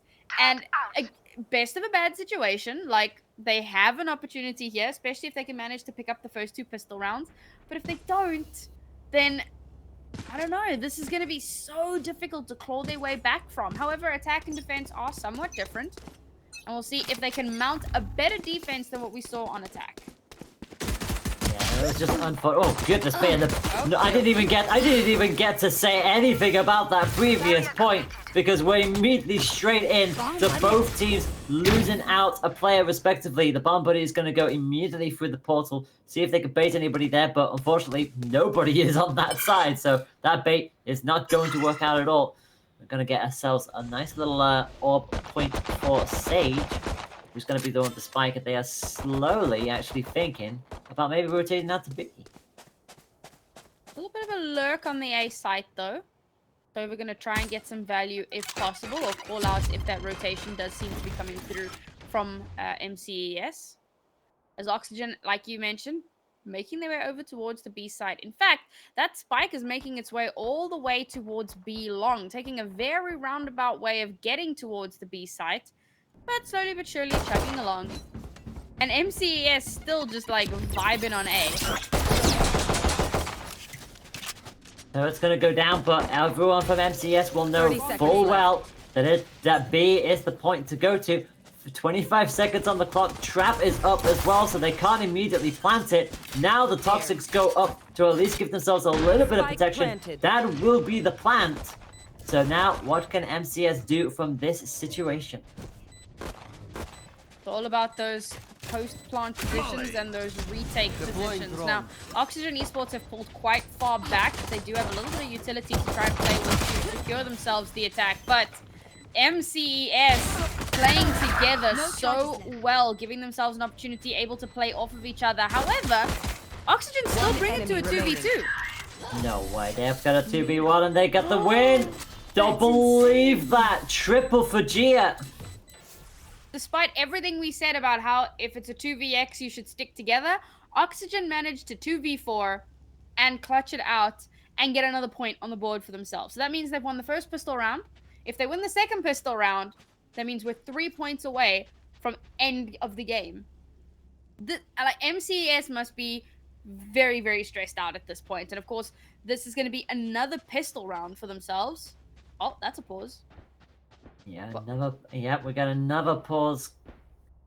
Yeah, another pause coming on up between these two teams. We're currently sitting at Oxygen Esports 9, MCES 4. Remember, Oxygen Esports do lead this best of 3 set by 1-0, so they are in the driver's seat at this point in time. I mean, you can see the stats so far: 3 in a row, followed by 4 in a row, and now currently on 2 in a row. And it just seems to be like MCS, they've got the potential to be able to bring this back. We've seen some amazing plays from them so far, but in terms of that consistency and especially that unfortunate bit of timing that MCS had, especially towards the end of the first half, they've definitely got what it takes, but it's just that time, and they've got to lock that down. If they're gonna go for the rotation, they have to do it quicker. Hopefully they do manage to sort that out for themselves, as they do need to get some points on the board here, as we've mentioned a few times. I'm looking over it, so there isn't too much to analyze given that this is just the second pistol round. We haven't really had a chance to see MCES on defense on this map, but we did get to see quite a bit of it on Ascent, and to be honest, it was pretty good. They had pretty good map control, they were able to shut down a lot of attacks, but for that first pistol round, it's always hard to tell with a pistol round purely because generally teams just kind of monkey in, try and get some kills where they can, and get to the rounds where you can buy. Which is a very weird strategy because if you win the first 2 pistol rounds, you've given yourselves a considerable leg up in the round. So you would think that teams would put a little bit more strategic thought into it, and maybe we'll see that as we move into the second pistol round, but I doubt it. There's definitely a gun advantage for Oxygen at the very least. Nobody's really built up any ult orbs except for Ness, who was able to pick up one of the ult orbs. The pause will be gone now. We come out of the pause. We've pressed play. Oh no, they're all gonna be there. No And that's ways. so much spray happening No there in ways. Oxygen. What did you think was going to happen there? One enemy remaining. No ways. A quad for Rain. A quad for Rain, just like that. I mean, okay, I know that MCES, I think one player had a sheriff, everyone else just had classics. So, yes, that's a definite gun disadvantage. It's just surprising to me that they opted to not even buy some ghosts or anything. They just allowed themselves, and it's one of those kind of monkey moments. You push out of showers, you get mowed down. But it's still just terrifying to watch. Now as we move through, 3rd round, again, Oxygen Esports, massive advantage here, Take flight. particularly in terms of their weaponry. But MCES, not a team to be deterred. Still a chance to make something happen. Gathering as much information as they can, and a surprisingly empty A point. Obviously, we know from our perspective there are at least 3 people on there, 2 over on B, with a bit more utility deployed over there. We should be seeing something from our wonderful side of Oxygen in just a moment. Remember, they're all pretty much lingering at A for the time being. And the Spike is just holding on here, just keeping an eye on that portal, just in case anybody decides to do a little bit of a quick little dip. Obviously, they'll know via the teleportation sound. Felipe makes the boost on through, but cannot get the pick. It's that slow and steady vibe as Felipe pushes through, makes some noise on the B side, baits out a little bit of a rotation, gives the rest of her team some space to push through over onto the A side very, very quickly. Spike planted. Mandy tries to get rid of that wall as quickly as possible, but MCES, well, the Oxygen do have control of lamps. Oh, gets the headshot. Headshot on the Guardian Sage. is so dangerous. Yeah, they are all just lingering. Has the wherewithal to pick up another rifle. Tries to shoot through the box. Not going to get any damage this time around. Rain is just waiting for them. Gets one. Cannot get a second this time around though, but the defuse is happening. Whilst all of this is happening. Where did the rest of Oxygen go? They just like planted and then were like, all right, we out. Wow. Very weird round. clearly trying to hold a little bit further away so that they could possibly use some utility to try and maintain control of the spike. But just a very strange round to watch. But it does mean that MCAS finally do get another point on the board, which is a very, very good look for them. And they're able to buy up here, except for poor Diamond, who's going to be rocking the Spectre. Nah. I mean, somebody's got to do it. Surprising that they aren't able to actually afford to full buy up here, particularly when you consider that they only had classics on that second round. But unfortunately, I suppose abilities are quite expensive, so she's not going to be able to get a nice weapon in her hands. Not just yet, at the very least. And again, more smokes being deployed, and you kind of, I kind of expect in the early goings, especially with how these zones are. Again, another attempted bait through the portal. See if they can give anybody a bit of a spook. But again, with everybody so much split, where is the Spike at the moment? We believe Spike is still on the A side. So are we going to see a mini rotate? It looks like they are thinking about heading towards B, and they are indeed doing so. But again, there's 3 over there, and the utility already deployed. So this is going to be an interesting situation here. I wonder how many of these ladies have come over from CSGO. Just seeing how kind of slow-paced this is, a lot more methodical. It feels like they possibly would have come over from CS just by the pace of it. You know, most of the teams that we see tend to be a little bit more explosive. But now we get some utility out on the field. And we got the wall up as well, and already we're gonna see Riffa and Rainsa get themselves in on the action. So MCS are 2 down. They immediately have it on back out. Toxins are up. Obviously that ball is finally down, and Slicey is immediately gonna hit the deck. No charge. There's only 2 players left alive on MCES. I don't see how they defend this, particularly because, well, there's the Poison Cloud. Just chilling on top of the spike. You don't want to step in that because you're going to lose HP. So instead, I think he's going to try and get some extra frags. Gets one. Standing. Oh, reload! No! That hurts. Oh, that really hurts. You are able to at least get 1 elimination, but the second you go for the flick, you fire 1 bullet, and oh no, my cartridge is empty. I want to see how MCES approach this round, because if they lose this round, it's match point. They can afford to buy a little bit, but no, it looks like they're going to invest a little bit into... No, okay, good. I was wondering why they would invest too much into Slicey. It would have been an interesting decision. Maybe because she's 1 point away from the orbital strike. But given what an important round this is... Oh, they did invest into her. That looks like a Vandal. Ooh. That's a lot of money to spend on a round where you know that if you lose, you're going to be chilling on perpetual match point. And Oxygen, obviously, coming in with full rifles. They've got a Huntress Fury as well to help with denying any potential diffusers if they get the spike down. They've also got a res available. As much as Rima has popped the Blade Storm, if she manages to get a kill, it can be resed back up. And if she gets shut down in the middle of her Blade Storm, I mean, that's kind of it. Missed with the first knife. They just managed to make it back around the corner in time. And again, relying on a lot of information from their team. And Slicey's going to pick them from behind. Missed the first. How did they miss all of that? Thankfully, they got away with it. But goodness me, I honestly thought that was about to be a catastrophe. It could still be. A 3v5 here for Oxygen. Not looking good. Sage is finally going to drop one down. Crucially, the spike is over on A, and that is going to be a res as well. So, 3v3, and the whole boy, the pit is up. Ooh.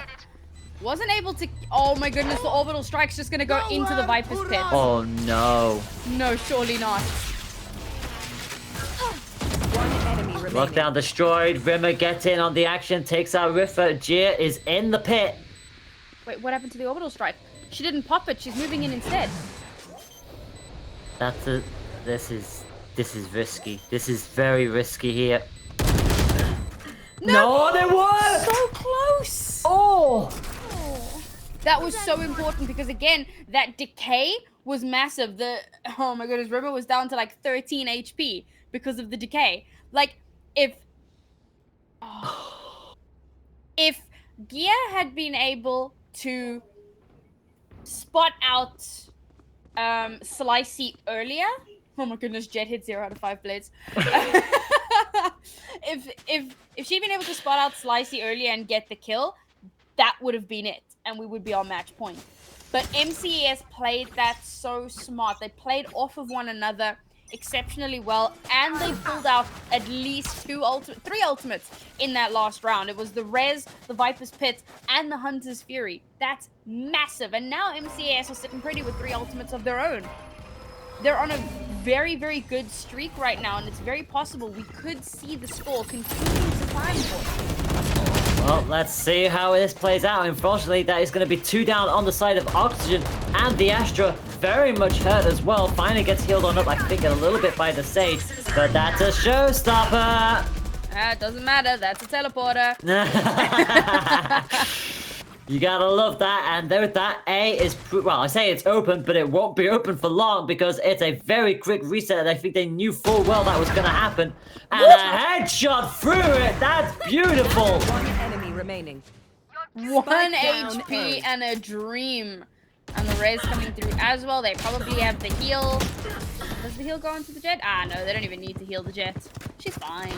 And that's another round on the board for MCES. And this is what I wanted to see. I knew that they had a solid defense, but they needed a little bit of time to kind of wind up a bit. And now things are coming up MCES. Oxygen Esports forced to save up here. They're going to be going for a Sheriff round. And that's nutty. But still, it's always going to be, like, the pressure is always going to be on for MCES, because given that Oxygen are already on 11 points, they realize that they cannot concede even 1 round or they're going to be on a slippery slope. So the pressure's on, and they need to maintain a very solid defense here. But they've been performing exceptionally well for the past couple of rounds. Yeah, they're finally getting the momentum that they need. Smokes are going to get deployed. Again, so much utility already popped over on B. You can see it marked up on the screen. Spike has been left behind for the time being, as Ness is on the Sheriff for the time being, and it's going to finally hop on back, and it looks like the decision has been made. I have the spike. Looks like B is going to be the call at this stage, especially with the wall already deployed right across A as well, so they must have realized that everybody is pretty much there.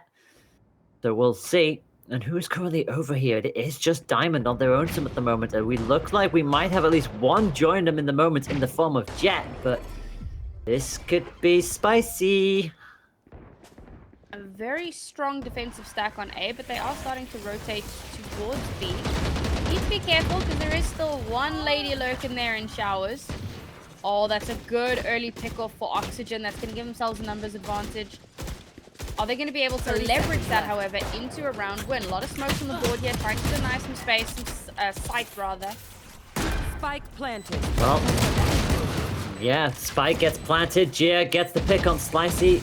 Riffa at least goes down, so too does Rain. So MCS are bringing it back to a 3v3 situation, make that a 3-on-2 situation, and a headshot from the Sheriff, though, brings it back down to a neutral territory, and Ness, knowing full well they're gonna have to peek, they missed with the first shot, and Philippa only has 1 shot. What a headshot!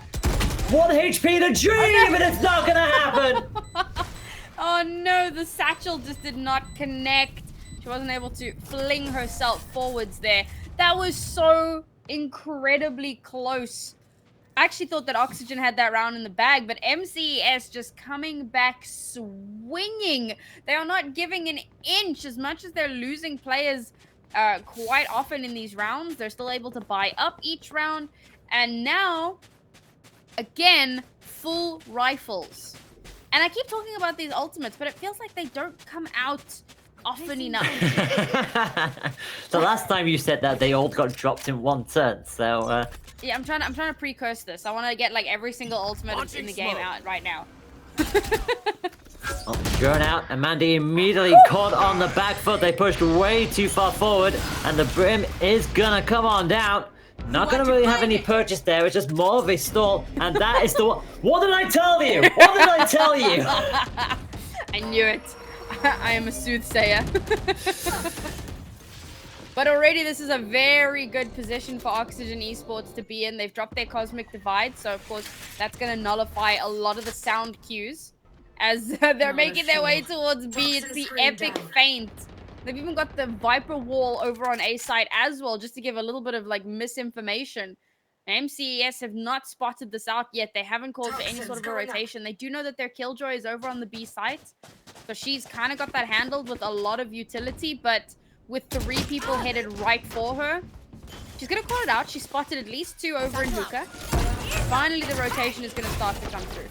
Oh, showstopper. This could go badly if they're not careful. I don't think they'll have enough time to really deploy a full-on fire with this, so no real 30 purchase, seconds left. nothing at all. Spike But planted. crucially, Spike is down for Oxygen, and, well, that's a heavy rotation. Everybody needs to be there, and That's a that big is Diamond lurk. down. We've got Rainsa lurking from the defender's spawn as well. Going to try and cut that off, but One enemy is it going to remaining. be enough? Trades go. Oh! There's No. one person left alive. It's just like... And they're not going to win it. They are going to get rained down by Rainsa. And with that, Oxygen Esports, Match having point. conceded a good few points in a row, they finally get one back. And now we are here at match point. Good job, production. Thank you for doing my job for me. Yes, the showstopper used there was just to zone out the enemies. As much as it didn't get any kills, just the threat of knowing that the showstopper is out will deter players from pushing out onto site because, well, they might just die. It's a similar thing that we saw in the first series with the operator. You hear an op shot, and even if it doesn't get a kill, the threat of the operator is enough to deter teams from pushing forward. And speaking of operators, we have one on the board here for MCES. Once again, they realize match point. And that's a trade. That is a trade between the two. Diamond was on hand to at least take Rainsa out of the equation. So 4v4, and Diamond goes down. Will not kill my ally. And that's going to be a res as well. Crucial. Oh no, Mandiki just not getting an opportunity to use the op. Too many smokes, too many walls. Just not able to find a line of sight. Oh, gets taken down by through the wall. Yeah, the Viper got every bit of that. It's a free to make that 2-2 though. Molly goes out slicey. He's going to hit the deck. So it is just the Sage. It is just Tink left. They had one, they needed one more point to get the res, and they're not going to get it at all. Attackers win. They are going to drop down. It is going to be Oxygen Esports who advance to the semifinals with a 13-8 scoreline in the second match. What a solid performance from MCES. Coming into this series, I think we both kind of predicted that Oxygen would be the likely team to come out on top. You know, they were fairly high seeded. They're a very well-known organization. Their male roster is doing exceptionally well in the Turkish VCT at the moment. So there were a lot of signs to kind of point you towards Oxygen potentially coming out on top here. But MCES gave them a solid run for their money. We had some really good rounds out of those ladies, some really good defensive rounds in particular, and I'm really looking forward to seeing what they do in the future. This does not strike me as a team that's going to disband as soon as the tournament's over. This strikes me as a team that's going to continue working together into the future, and I hope we get to see more of them. Yeah, absolutely. I mean, you know, both matches were incredibly close when you really look at the stats. I mean, 13-9, 13-8, incredibly close. Both teams were conceding their fair share of points. And again, some amazing plays from everybody involved. I mean, you look at the stats on this one, ironically enough, Oxygen, you know, were very much consistent. They were all between 17 and 20, pretty much respectively. But then you have Rimmer, who had 24 kills in there. I mean, obviously 4 of those came from that amazing play that they had in the early goings, and very consistent throughout. But Oxygen just able to have that little bit extra experience on their side, that little bit of extra coordination, and it got them that win in the end. But yeah, incredibly close from the two of them. Yeah, and we're going to get to see Oxygen in the semifinals tomorrow. Very soon, we'll be down to our last 4 teams. Unfortunately, we don't actually have updates on how the other matches are doing, but you're welcome to go and check out the bracket. And we're going to be down to our last 4 teams that are going to be playing in the semis. And then, of course, we have our grand final. I am so hyped to do this again tomorrow. Yeah, it should be a lot of fun. So Mizuki, thank you as always for joining on in. That is pretty much day 1 done and dusted in the bag. So yeah, with that all being said, we'll do our quick little intros now. Thank you very much for tuning on in here at Rick's GG.